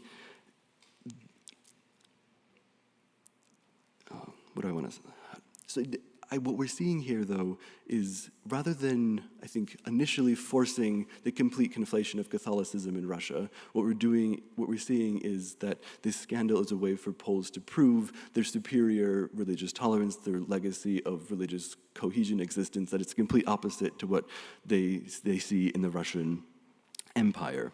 And so what I think we see is that the scandal tended to amplify and solidify existing confessional and political boundaries, but not necessarily to forge new alliances. Yet, this religious rhetoric of martyrdom and persecution that we already see a little bit in a Polish, or strongly in a Polish context, is reinforced in a much more Catholic level than we see, say, with Mickiewicz, who's quite more heretical.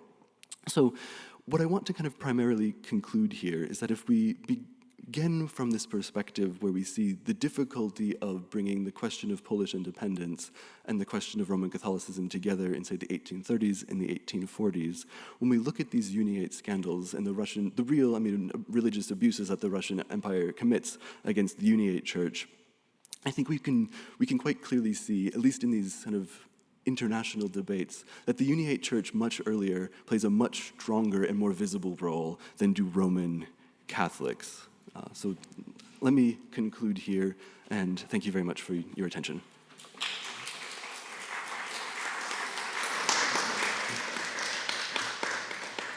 Thank you very much for your presentation, which inspires me that it would be useful to give a look to what happens among the Catholic Armenians, the tension between revolutionary nationalism, imperial politics, and conservative Catholicism. Also the call to the European opinion, the role of the newspapers, the publications, and so on. Now we have a heavy book on the Armenian Catholics in the 19th century, recently published, unfortunately, in French. And I think we are in the same atmosphere. So, but the questions are, the discussion is normally for after the last presentation in Agnieszka.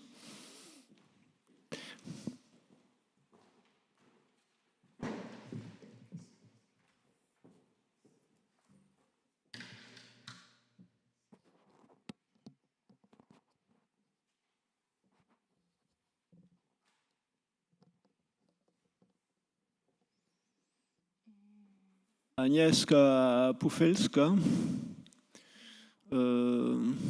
you gave a presentation in French. Can I? So you studied German and cultural studies, and now you are rather studying the story of the history of the cultural relations between Poland and Prussia in the 18th century. And you are currently at the University of Hamburg. Merci beaucoup. And the title? Shared Loyalties, the Uniate Church and the Polish National Movement. Merci. Cher Dominique, merci beaucoup pour l'invitation, pour la possibilité d'être ici à nouveau. Merci bien. Ladies and gentlemen, the Polish-Ukrainian relations are not in good shape currently. The euphoria of boundless support of Poland for Ukraine at the beginning of the war seemed to have evaporated. Not only the Polish government is threatening to stop the supply of weapons, anti-Ukrainian slogans are also increasingly being heard from the Polish population. One party even tried to make its election campaign with the anti-Ukrainian sentiment. As you heard, probably Poland decided last week for a new government, but I'm afraid that this anti-Ukrainian atmosphere spread by the current government didn't disappear so quickly. The fact that the Polish attitude towards Ukraine can change so quickly is mainly due to the historical reasons. The history of Polish-Ukrainian relations is burdened by strong national conflicts, which also have a church background. In my lecture, I try to explain to you what role the Uniate Church has played in the clash of nationalisms. Especially, I will show how the Uniate Church positioned itself on the Polish national movement and which consequences this had for mutual relations. I start with 18th century.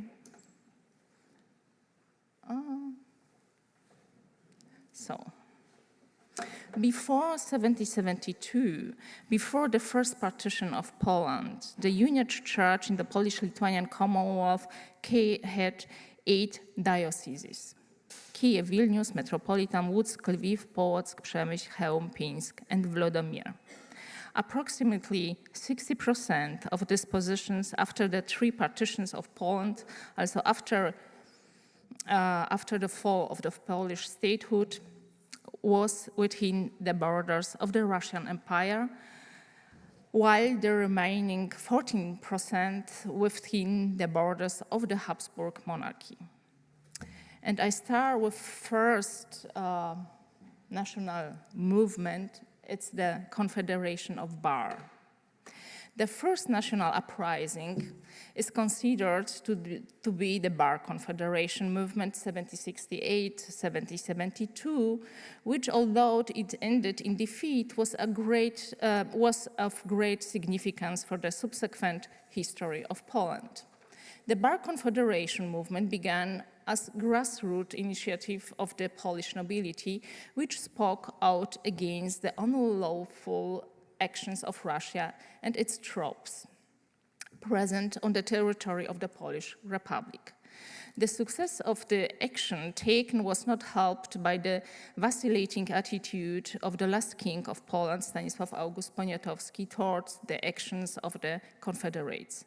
The Confederation, combining national slogans and defense of independence with slogans for the defense of Catholic faith, appealed in the eastern regions of the Commonwealth to the hierarchy and believers of the Uniate Church, counting on their support. Calls for a joint struggle conducted against the Russian army were included in many proclamations of the Confederation's leaders. Declaration and encouragement addressed to the clergy and believers of the Uniate Church found little response. The distance attitude of the Uniate bishops and clergy had a significant impact on the behavior of the believers in individual dioceses. The Confederation was perceived as an uprising of the nobility, polskie pany, Polish lords, which had a great impact on the distance of the uniates who came mainly from the peasantry. Negative attitudes towards the Confederation were also included by the significant burdens placed on local communities and the need to contribute to the Confederates, both in the form of taxes and provision of recruits and for stationed army. Differences in the attitudes of the Uniate community can be seen when comparing the situation prevailing in the Ukrainian borderlands with the situation in areas closer to the central regions of the Polish lands, where the Uniate community was more integrated with the Polish population. Next national movement, Kościuszko uprising. Leaders of subsequent national uprising drew from the experience of the period of the Bar Confederation in an effort to give them the broadest possible social dimension.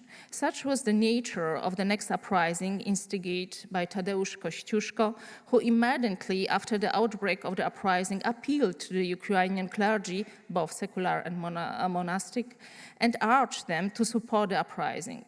In return, he promised in exchange an improvement to the situation of the uniates. The outbreak of Kościuszko uprising was preceded by the events of the 4-year Sejm and the adoption and subsequent overthrow of the May 3rd Constitution. These were the last year of the Polish-Lithuanian Commonwealth, during which significant changes were made in the situation of the Uniate Church.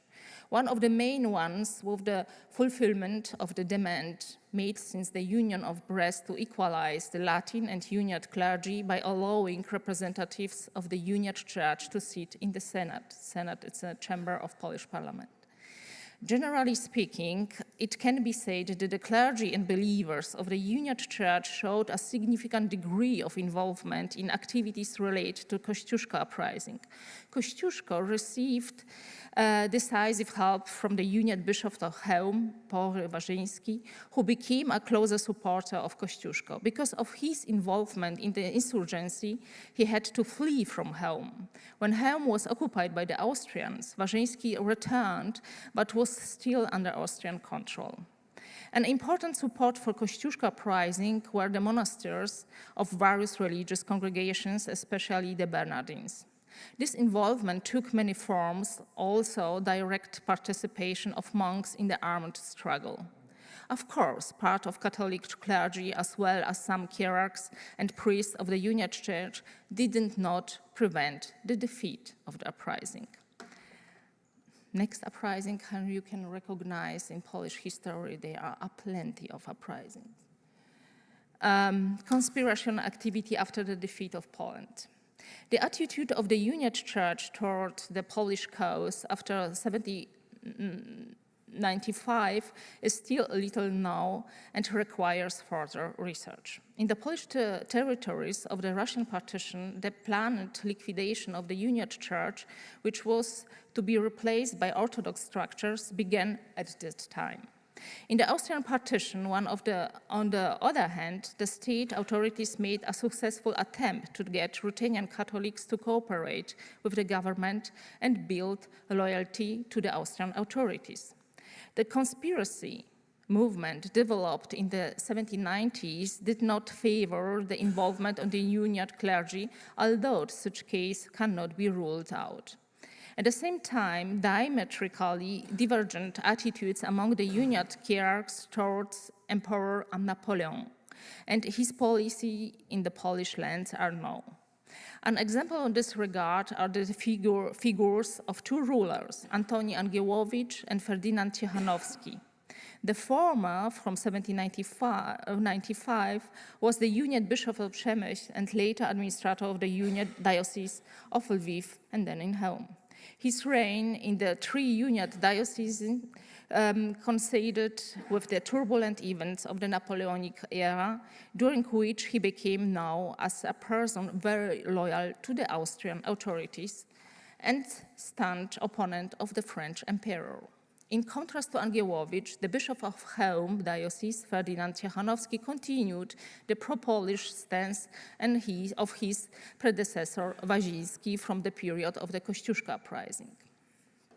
And next uprising, November uprising and Galician conspiration of 1830s.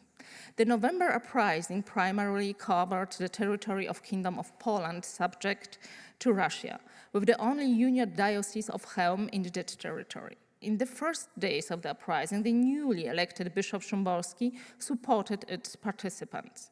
This, however, changed the moment the insurgent demanded the dethronement of Tsar Nikolaus I in January 1831. Since then, he strongly condemned the insurrectionary movement and encouraged loyalty to the Russian monarch. Bishop Szymborski's attitude towards the uprising had an obvious impact on the behavior of the Uniate clergy and the believers in the home diocese. In general, the participation of the Uniate clergy in the uprising in the so-called partitioned lands was small. Priests burdened with families did not get involved in insurgent activities. The Uniate Church, which was under strong pressure from the Russian authorities, was in a difficult position. Much greater activities than in the November uprising was recorded among Galician Uniate clergy in the underground movement developing in the Austrian partition and in the 1830s. Among its participants, a group of Ruthenian Catholics, alumni, and priests was noted. Polish Ruthenian paths, however, began to diverge in the mid-19th century. The period of increased socio-cultural activity of the Uniate clergy, including the huge role of the Church in awakening Ukrainian national consciousness in the 1830s and 1840s, led to emergence of new current in the political life of Galician Ruthenians. After 1848, there was a process of cutting themselves off from Polishness and focusing on building their church, increasingly identified itself with the national current in Ukrainian political life. This put the Uniate hierarchy and its subordinated clergy, most of whom were loyal to the Austrian authorities, in conflict with the Polish efforts to achieve the greatest possible national autonomy in Galicia and to regain independence. A completely different mood prevailed in the Uniate Diocese of Chełm, which had been subject of Russification and an Orthodox offensive since 1840s. The aspiration of the partitioning authorities to erase the last Uniate diocese in the Polish lands under the Russian partition led to attempts at resistance by the priests and believers. This was expressed, among other things, by the establishment of a secret organization called Fraternitatis in the Uniate Seminary of Chełm. Repression of home uniates led to their involvement in the Polish patriotic manifestation.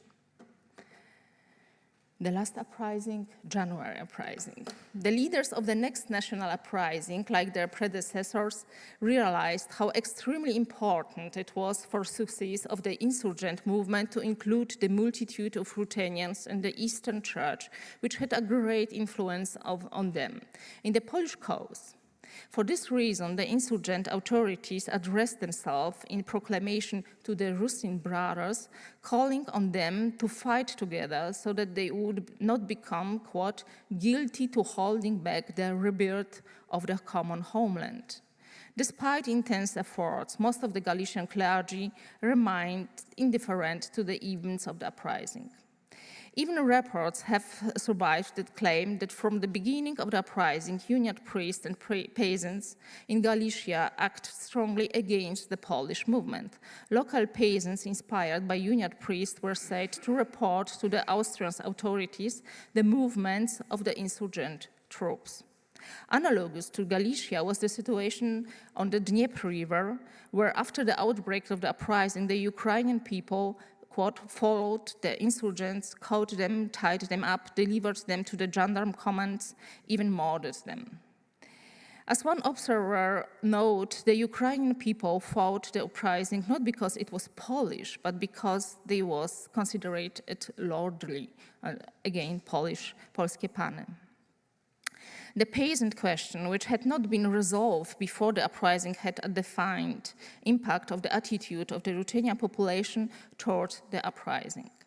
Although the home diocese, again home diocese, where a relatively positive response to the uprising's activities was recorded, also stands out here. During the period of insurrectionary activity in 1863-64, the home diocese was ruled by Jan Kaliński, who is often described in the literature as an ardent Polish patriot who strongly advocated the uprising. In comparing the attitudes of the uniate churches in home diocese and Galician dioceses, it should be stated that the difference in behavior was largely due to the completely different political situation. At the time of the intensification of patriotic and anti-Russian sentiment in the Kingdom of Poland, Galicia was expressing positive changes from the point of view of the nationalities living there, Polish and Ruthenian.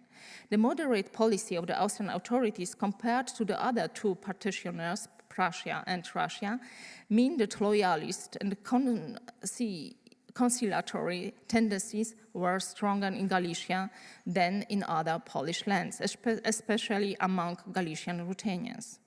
There was a deep conviction in this community that owned the Austrian authorities made of the concessions and rights that had hitherto been denied by its Polish fellow residents.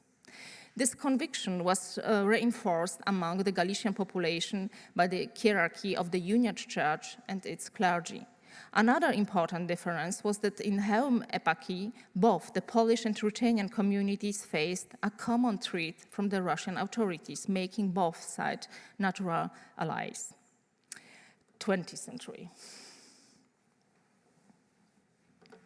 With the introduction of more liberal policy by the Austrian authorities, Poles and Galician Ruthenians found themselves in opposing political camps, more often competing with each other than cooperating. This antagonism became very pronounced during World War I, when Poles and Ukrainians fought for their statehood. The uniate church became a substructure for building the Ukrainian national movement, which had anti-Polish connotation, also anti-Polish connotation. As the Polish-Ukrainian conflict grew, so did anti-Polish phobias and religious conflicts among Galician uniates. The main role in this conflict was played by the Metropolitan of Lviv, Andrzej. At the beginning of World War I, after Lviv was occupied by the Russians, Metropolitan Szeptycki was deported to Russia. Thus grew his legend as martyr for the Ukrainian cause. Szeptycki was released after the February Revolution of 1970. Shortly Thereafter, in February 1918, the Peace of Brest was concluded between the Central Powers and Soviet Russia. On his power, a new state was established, the Ukrainian Republic, which was given possession of the land of Chełm and Podlasie, which were recognized by the Poles as their native lands. Since the Ukrainian state was created at the expense of Polish interests, a conflict began, of which the Uniate Church was an important element. During the Polish-Ukrainian War, 1918-1919, the Uniate Church took an unequivocal pro-Ukrainian position. From the very beginning, the Uniate clergy was directly involved in the administrative actions of the Ukrainian state. It was also noted that extreme nationalism began to emerge in these cycles. The religious factor was subordinated to politics. According to Polish cycles, Metropolitan Szeptycki was unable or unwilling to oppose this. His pro-Ukrainian stance was confirmed during World War II, although the Metropolitan strongly condemned all manifestation of human hatred, he never openly came out in defense of the Poles being killed by the Ukrainian perpetrators in Volhynia. In a pastoral letter dated March 22, 1944, he justified the Ukrainian partisans while he called Poles and Jews bandits and accused them of collaboration with German deserts.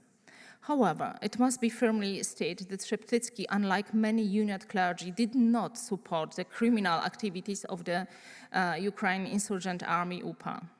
Basically, he sided with the Uniate Church on the Ukrainian side and supported more or less actively the crimes committed against Poles and Jews. As a result of this persecution, more than 100,000 people lost their lives. In conclusion, it should be stated that the Uniate Church, with rare exception, indicated little Polish aspiration for independence. The reason for this dominant negative attitude are to be found in complicated Polish-Ukrainian relations. Like the Roman Catholic Church in Poland, the Ruthenian Uniate Church, at least in Galicia, should be regarded as national church, which saw its task mainly in the moral defense of national integrity. For this reason, national Ukrainian interests played a more important role for it than Christian charity. Thank you very much.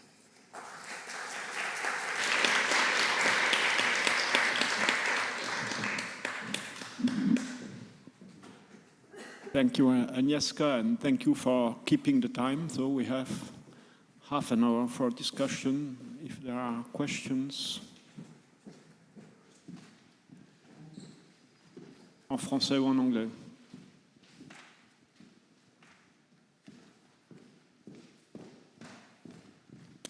Oui, une question sur le filioque.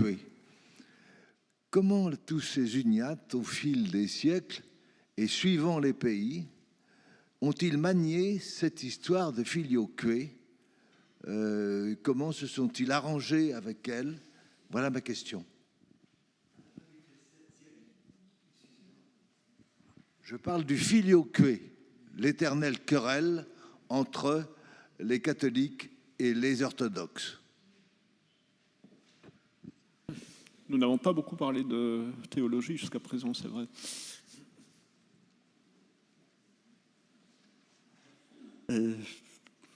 En fait, je suis désolé que je n'ai pas en fait beaucoup à dire parce que, même dans mes sources, je ne vois pas de discussion sur le filioque. Ça ne fait pas beaucoup partie, mais je suis sûr qu'il y a une discussion, mais ça ne fait pas partie des discussions que je connais, malheureusement.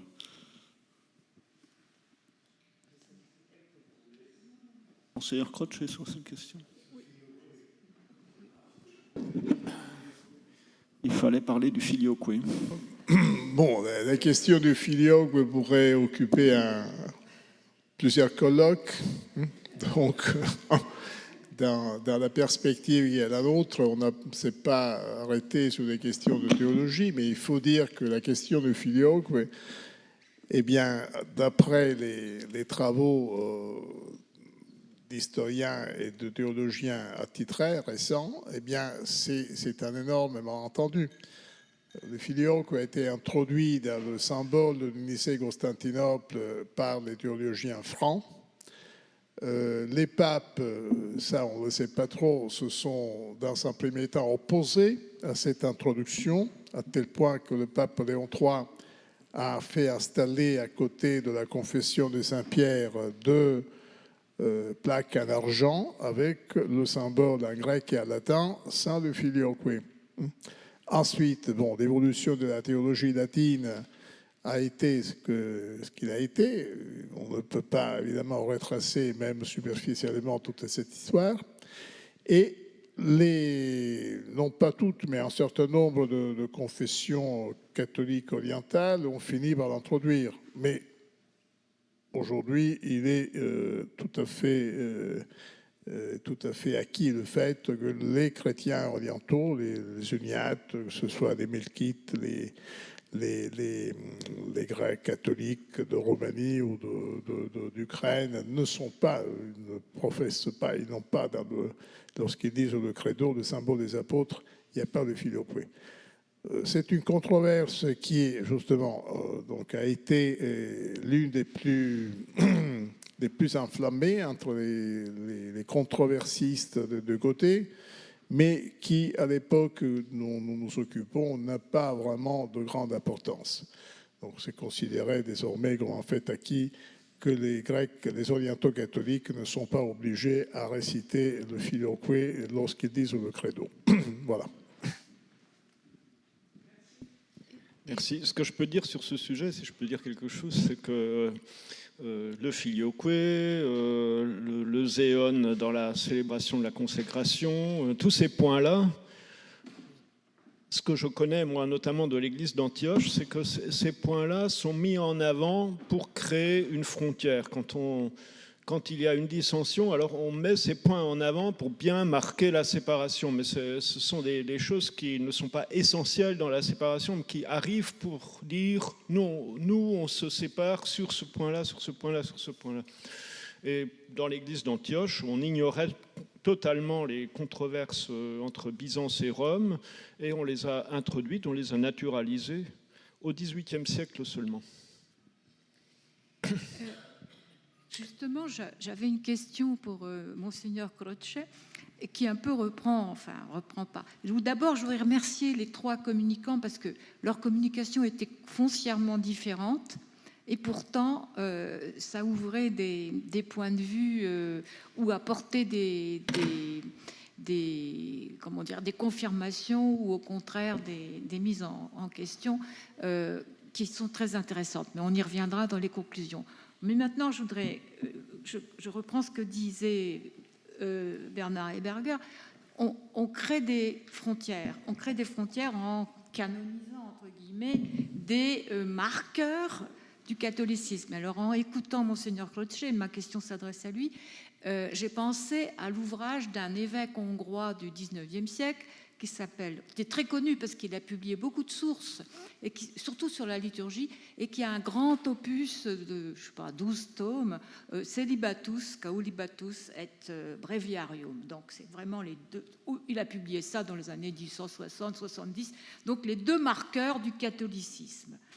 Donc la liturgie et le célibat des prêtres. Et donc, en écoutant la communication de Monseigneur Croce, on voyait que cette question du célibat inquiétait quand même pas mal les personnes qui sont allées en Europe orientale, parmi ceux qu'il a cités, et je crois aussi Korolevskij, qui était plutôt pour le célibat, mais c'est une question fondamentale et je crois qu'elle ne peut pas se régler dans la pratique. Mais alors moi, ma question concerne dans le clergé uniate latinisé, qu'on voulait délatiniser d'ailleurs à ce moment-là, est-ce qu'il y avait un usage du bréviaire ? Et si oui, quel bréviaire ? Et en quelle langue ?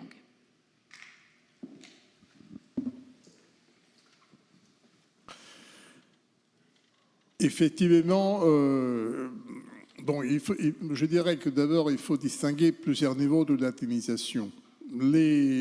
d'après les rapports de Korolevskij, le clergé catholique romain était dans l'ensemble plutôt fidèle aux traditions orientales. Et la récitation privée du bréviaire n'était pas du tout à l'ordre du jour. L'impression qu'on a en lisant les rapports de Korolevskij suite à ses voyages en Europe du centre de centre-est, c'est que ce clergé, lorsqu'il n'avait pas de charge directement pastorale, s'occupait d'autre chose. Il y en a qui sont fonctionnaires, je l'ai dit, il y a même des prêtres bouquinistes, on en trouve. Korolevskij, dans ses achats bibliographiques, a beaucoup à faire des prêtres qui ont des bibliothèques, qui vendent des livres, etc. Donc le bréviaire n'était pas la récitation privée, personnelle, n'était pas du tout, que je sache, répandue. Par contre, il y avait des offices liturgiques qui prévoyaient, comme vous le savez, un certain nombre d'heures liturgiques.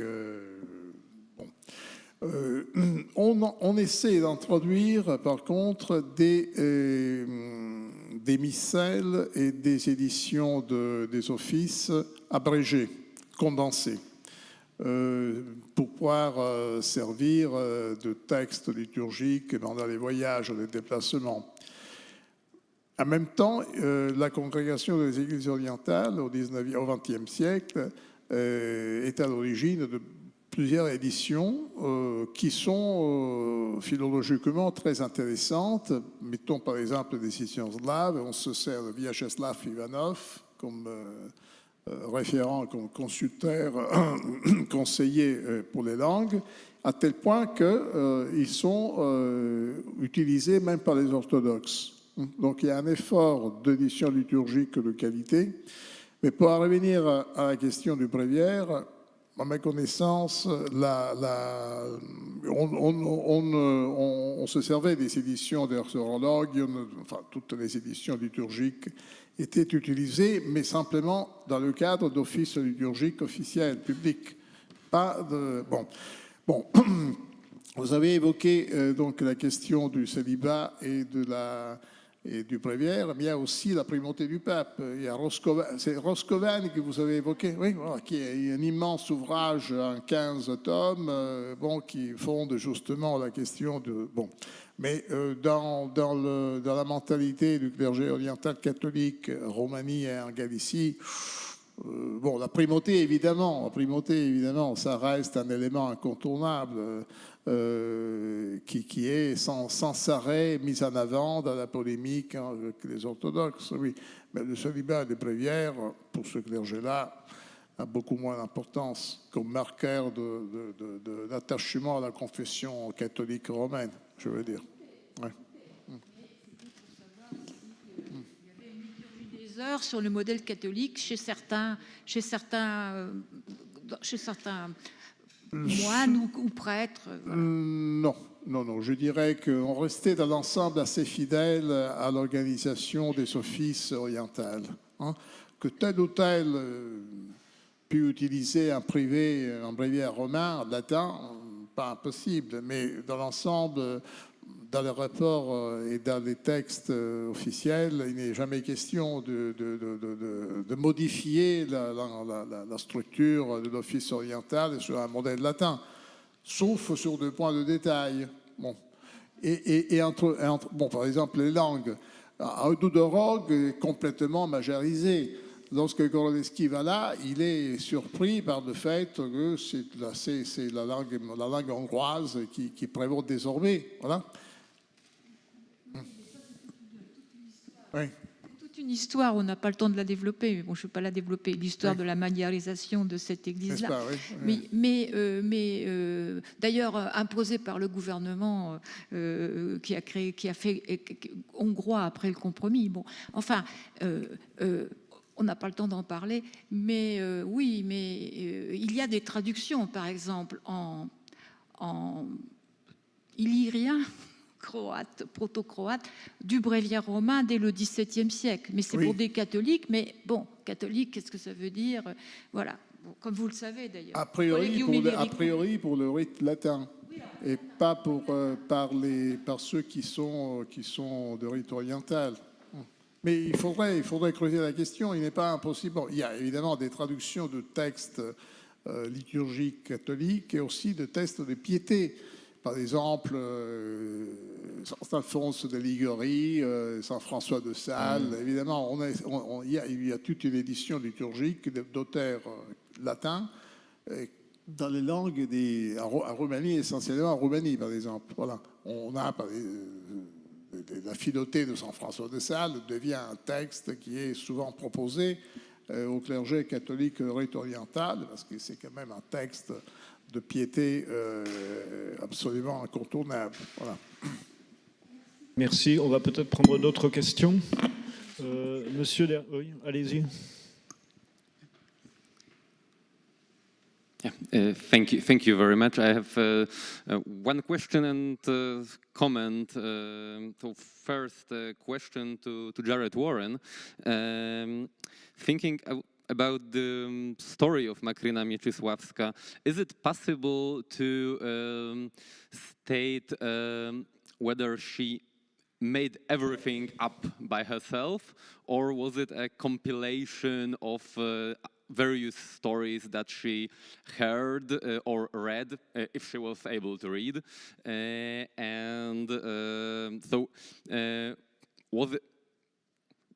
could there be the real, how to say it, stories of persecutions in that time, or maybe rather a compilation of various patterns, various stories that happened anywhere in the world in the history of Christianity. And comment to Agnieszka Pufelska, thank you very much. I think that was a good idea to provide an outline of Polish, Ukrainian, and Greek and Roman Catholic relations. But I was wondering whether you, maybe a bit unconsciously, but I had an impression that you use modern categories for pre-modern realities. I mean, when you were speaking about national churches or the tension between Polish landlords and Ukrainian peasants, that's all true for the end of the second half of the 19th century and the 20th century, but I'm not so sure if we can use such terms for the 18th and the first half of the 19th century. I'm just wondering about it. I don't feel very much competent about contemporary politics, but as you addressed it in the beginning of your talk, I think it's maybe as in every country, it's good to differentiate between the politics of the state authorities and the societies, as this quick switch from pro-Ukrainian and anti-Ukrainian attitude is rather typical for the government, while I think in the society it goes, these waves are less visible, lower than in this governmental politics. I think in both sides. I mean, the governmental relations have been quite difficult for many years, while on the social level, these relations are, I think, much better, as there are plenty of Ukrainians living in Poland and still plenty of Poles helping Ukraine. So I would not be so pessimistic here, as well as you mentioned the last elections. The anti-Ukrainian party gained very poor result in this election, so it's fortunately not the best fuel for winning in Poland now. So that's what I think about it, but thank you. Thank you. Please do not ask too long questions, because there are a lot of other questions, and for the answers also, not to answer too long. Do you want to begin? First of all, I didn't mention that it was a national movement, Bar Confederation is a social movement, and it's the reason why I mentioned twice social question, polskie pany. It was uprising against nobility, and not against nobility because they are Polish, because they are under power and use the peasants. At first, and the second one, of course, it's this party didn't win many votes, but the question or the issue that government try to use these enemies and these stereotypes and hope to win votes, it's for me a very important reason to mention it. Of course, it's similar to a German enemism, like a Polish government used. They hope they win votes. Why they do it? And this is the question. What is the result is another question. But why they did, it's for me always a question. Thank you. Thank you for the question as well, Melchior.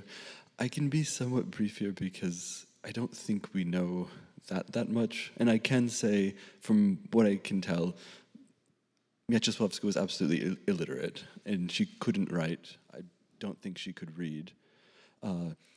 And there's a reason why her story... Okay, there's a reason why her story was taken down by 3 priests, because she couldn't write it herself. So I think any sources that are inspiring her are oral stories that she's hearing. Now, of course, you do have real stories of conversion, but nothing to the extent of what she's claiming with forced labor, rape, eyes being gouged out. So I imagine that it's a compilation of various martyr stories that she's heard that she's bringing together, but it would take a lot of work to figure out exactly, but it's a question that I should follow a little bit more, but there's not many sources to know what's happening inside of her mind, because anything we have is in some way mediated by someone else, even her story. The next question.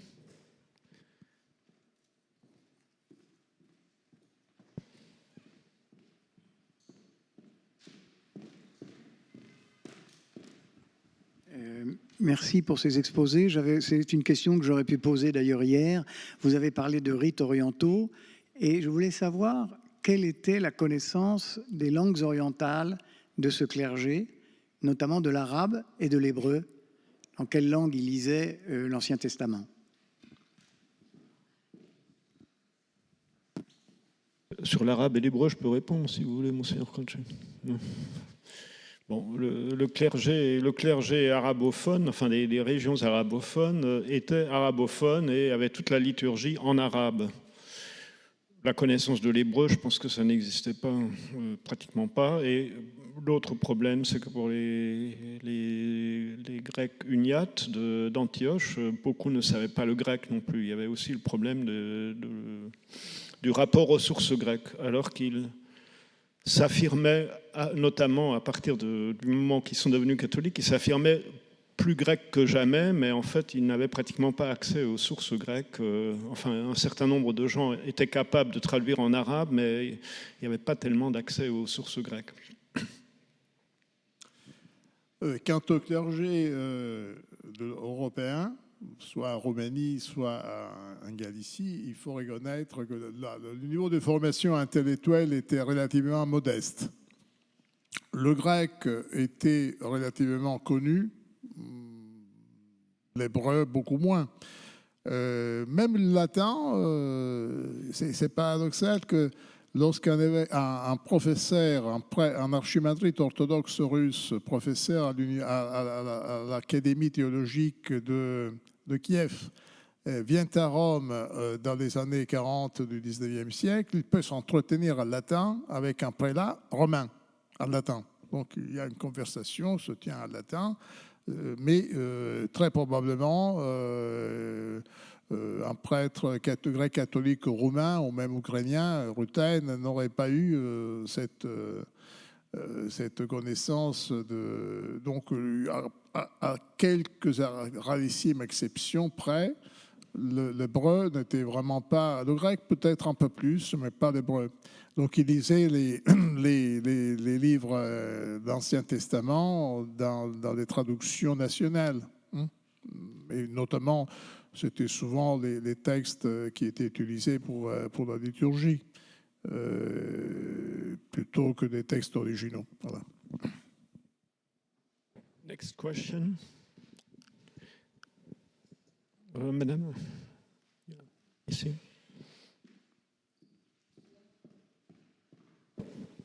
It's not real question, but I was very content that finally you mentioned women in this process, and it's a question for all of you.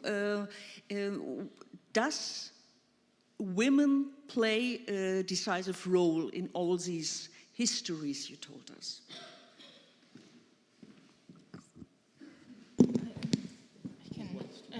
Very shortly, no. Any women, of course you have women in Polish history, in Polish national movement, Emilia Plater and so on. But in this context, I didn't find anyone.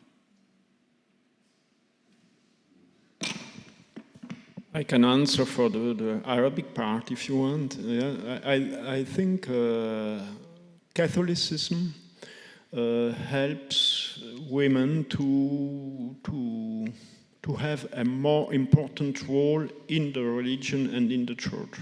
For instance, women didn't go to the church in the local tradition, and Catholicism brings the women to the church. In Aleppo, they open a special door in the church for the women, because first they didn't go to the church. And all the devotional part about Monsignor Croce spoke, all these meditations, these handbooks for confession and so on, this is very attractive for women, I would say. And then you have also women who have this authority or this knowledge of the illiterate authority. So a woman who says, I didn't study and so, but she has a message, she has a charisma, I would say. And I wrote a book about such a woman in the 18th century.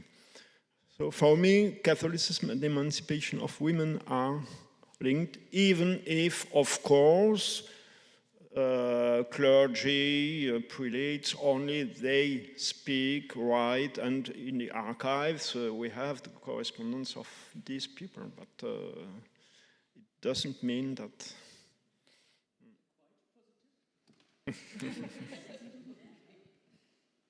I can answer a few things from my sources, and then I think to a very moderate, conscribed degree, there are some examples of women who are able to find a kind of moderate public voice through a public practice of Catholic piety. I don't think it's very often, but there are some instances of this that I've seen in the 19th century and of, broadly speaking, Polish lands context.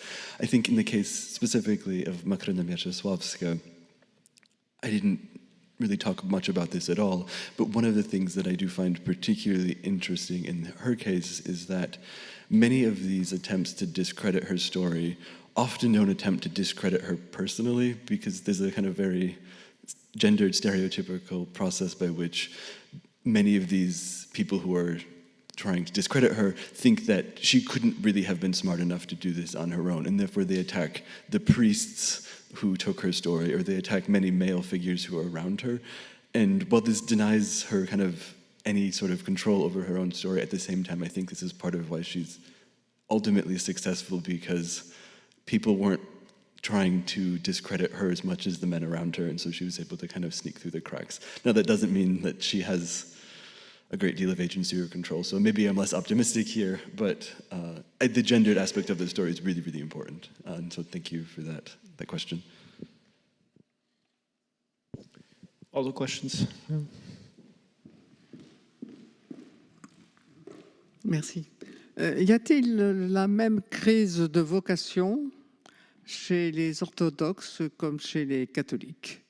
Ou est-ce que le statut de la femme, justement, chez les orthodoxes étant différent, cela permet quand même de conserver ou de ne pas assister, nous, à la baisse de la prêtrise en France, notamment?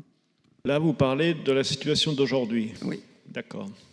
Oui, peut-être que je ne devrais pas parler de maintenant, mais j'y ai pensé parce que je trouve que c'est tellement flagrant en France. Et est-ce que ce problème du statut des hommes mariés influence le désir des vocations? Dans les exposés qu'on a eus, il y a eu la question des ressources du clergé marié. Et ça, c'est une question très importante. Un prêtre marié doit assurer la vie de sa famille, l'éducation de ses enfants, etc. Donc, il peut y avoir des vocations d'hommes mariés à condition qu'il y ait quand même les ressources qui suivent. Hein, bon, moi, je connais le clergé marié au Liban. Très souvent, il se partage entre l'Église et une fonction dans une école.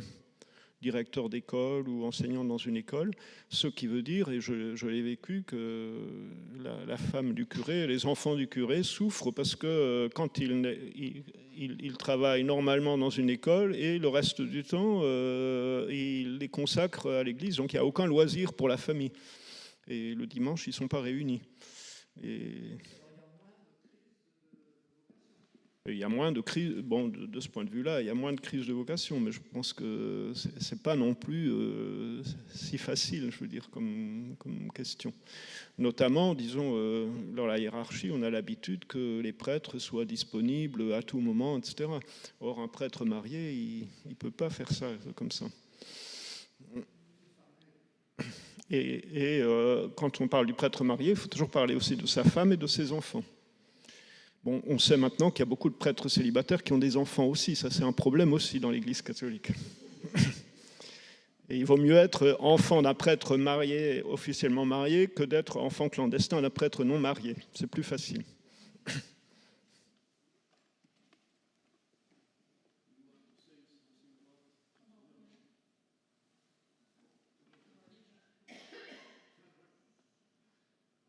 Other questions?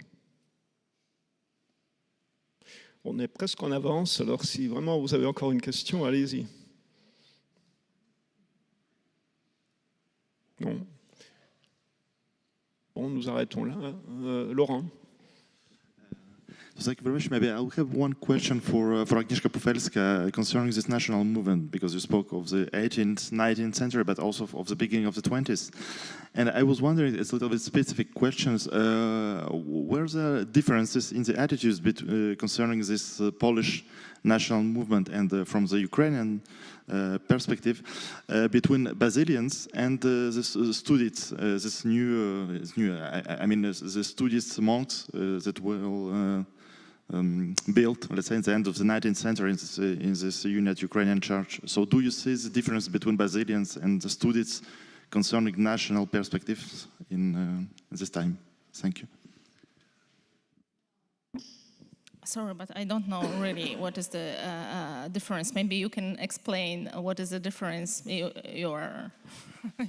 you know more about it, about these differences between Basilians and congregations. No, in fact, I'm not a specialist at all of the spirit. No, I was just wondering, because the Studites are this movement in the Union Church which are concentrated on this kind of comeback to the original Oriental traditions, let's say, and the Basilians which are more connected, as we generally say, to Polish tradition, let's say Latin also tradition, and so on. So I was wondering if if it has an impact on their national visions of the construction of national community, national church, and so on. Of course, it has two differences, but what I tried to show, it's overview about the relation of, and not especially which congregation, which monastery was for a Polish question or not, just in general.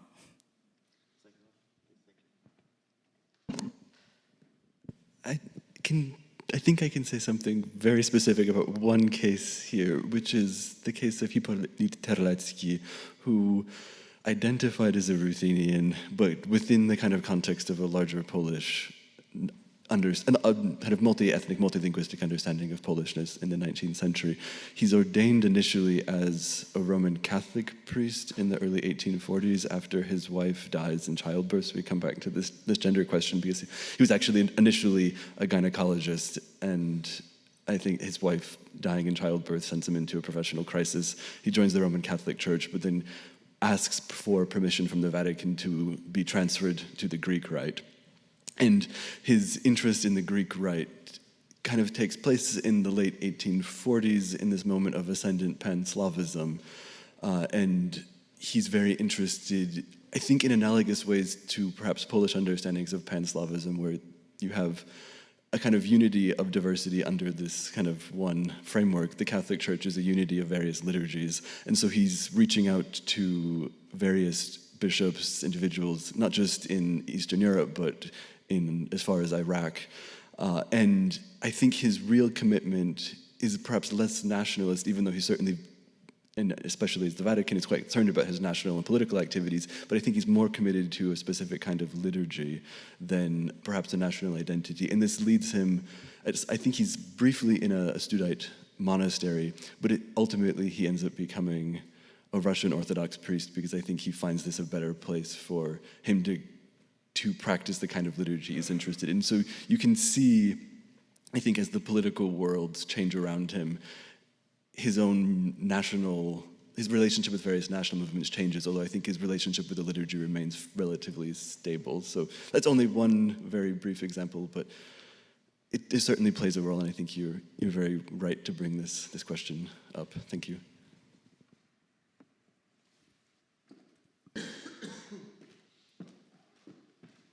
If there is no other question, we can go to lunch. Yes. Thank you. Okay.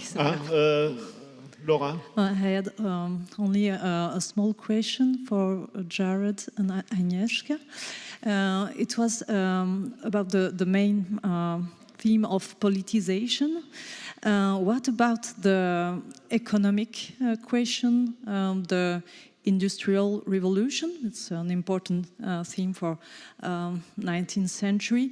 And what about this, the perspective of the churches? It's very important, for example, this economic and social question in Italy, in France, for the Catholic clergy. Do you see the importance of these questions, the emergence of the proletariat in some urban, some cities, for example? Do you see this question, the emergence of this question of economic and social problems in these churches, Uniate Church and Orthodox Church also? I don't know if the question was clear, but I can try. And of course, this peasant question. And in Galicia, peasants receive rights from Austrian authorities and not for Polish noblemen. And in this issue, I think they play an economical question very important role. This is the reason why they decide not to support a Polish national movement and Polish uprisings, because why? It's not necessary. And this, in this context, it plays a very important role. Thank you very much. Economical question, social question. can say something very briefly here, and that's, of course, it plays an incredibly important role, like anywhere. And as Agnieszka has just highlighted, we can talk, I think, partially here in terms of class, where many of the Greek Catholic faithful are peasants, whereas the Roman Catholic Church in the Polish lands cuts across classes. In Galicia, where the Greek Catholic Church is the strongest in this, or exists in this period, I guess we should say, in a Polish-Ukrainian context, because it can't exist in the Russian Empire after the abolition of the Diocese of Chaum, Galicia is the poorest part of the Habsburg monarchy. And so it is precisely the economic problem that does lead to the Ukrainian Greek Catholic Church becoming a global church. This is why it extends abroad. And more especially, I think, within a Roman Catholic context, although also to some degree with the Greek Catholic Church, of course, with urbanization and the flood of migrants to the city, there simply aren't enough priests to handle you have very few parishes for the number of inhabitants of the city. I think it's in the city of Łódź, so in a Roman Catholic context, I think maybe, I'm forgetting, but there are instances of a parish that technically have tens of thousands of people who are supposed to be attached to it. So you do have, with the increasing mobilization, increasing mobility of the populations, more distance between the clergy and the faithful, I think both in Greek Catholic and Roman Catholic contexts. But there's a ton of literature on this as well, especially in Polish.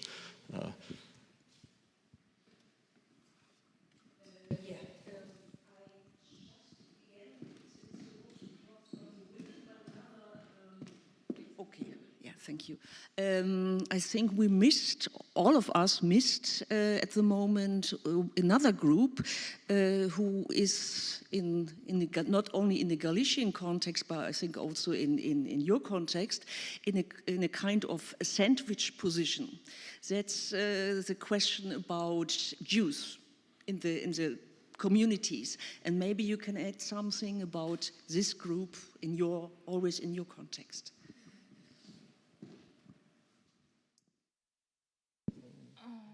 For the Polish independent, I have to explain something about Polish-Jews relation, because in Galicia and the most of the Jews were dependent on Polish noblemen, and this is the reason why they Greek Catholic peasants were very often against them, because there was an instrument of Polish noblemen and for taxes and so on. No, the relation was not the best, and the Jews took very often a position of the authorities, because they fight also for their rights, and who can promise them the rights, of course, and the authorities, Russia, Austria, and this is, sandwich position.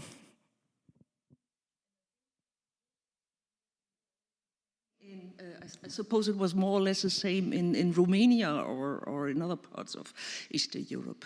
So, but I'm not sure.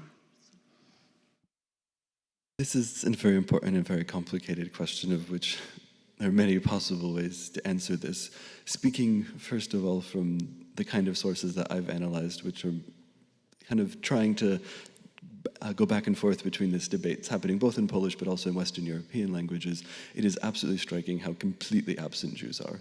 Not even just statements that perhaps Jews aren't Poles, but they're just not talked about very often. I see often in my sources Polish Islam, or relationship between Poland and Islam, being talked about more often and more favorably than Jews. That's the first point. The second point is that I begin to see, largely in the 1850s, the beginnings of a new kind of language to talk about nationality that's beginning to creep towards the language of race. And it's in this moment that I think things begin to be more complicated in these relationships, but from the perspective of the Catholic Church, for at least several more decades, as the question of Judaism and of Jews is becoming racialized, the Catholic Church in Poland is one of the opponents of this kind of racialization of Jewishness. This does not mean that the Catholic Church is not anti-Semitic, or there's not anti-Semitism in the Church in this particular moment, but that racializing Jews means that it's harder to, they can't be properly and fully converted into, say, the Polish cause. So there's tensions and complications, but it is striking to me how absent they are, considering how economically and demographically present they are. And it's really hard to find something to say in my sources, and I'm constantly having to deal with this just really shocking and strange absence and just complete erasure of Jewry.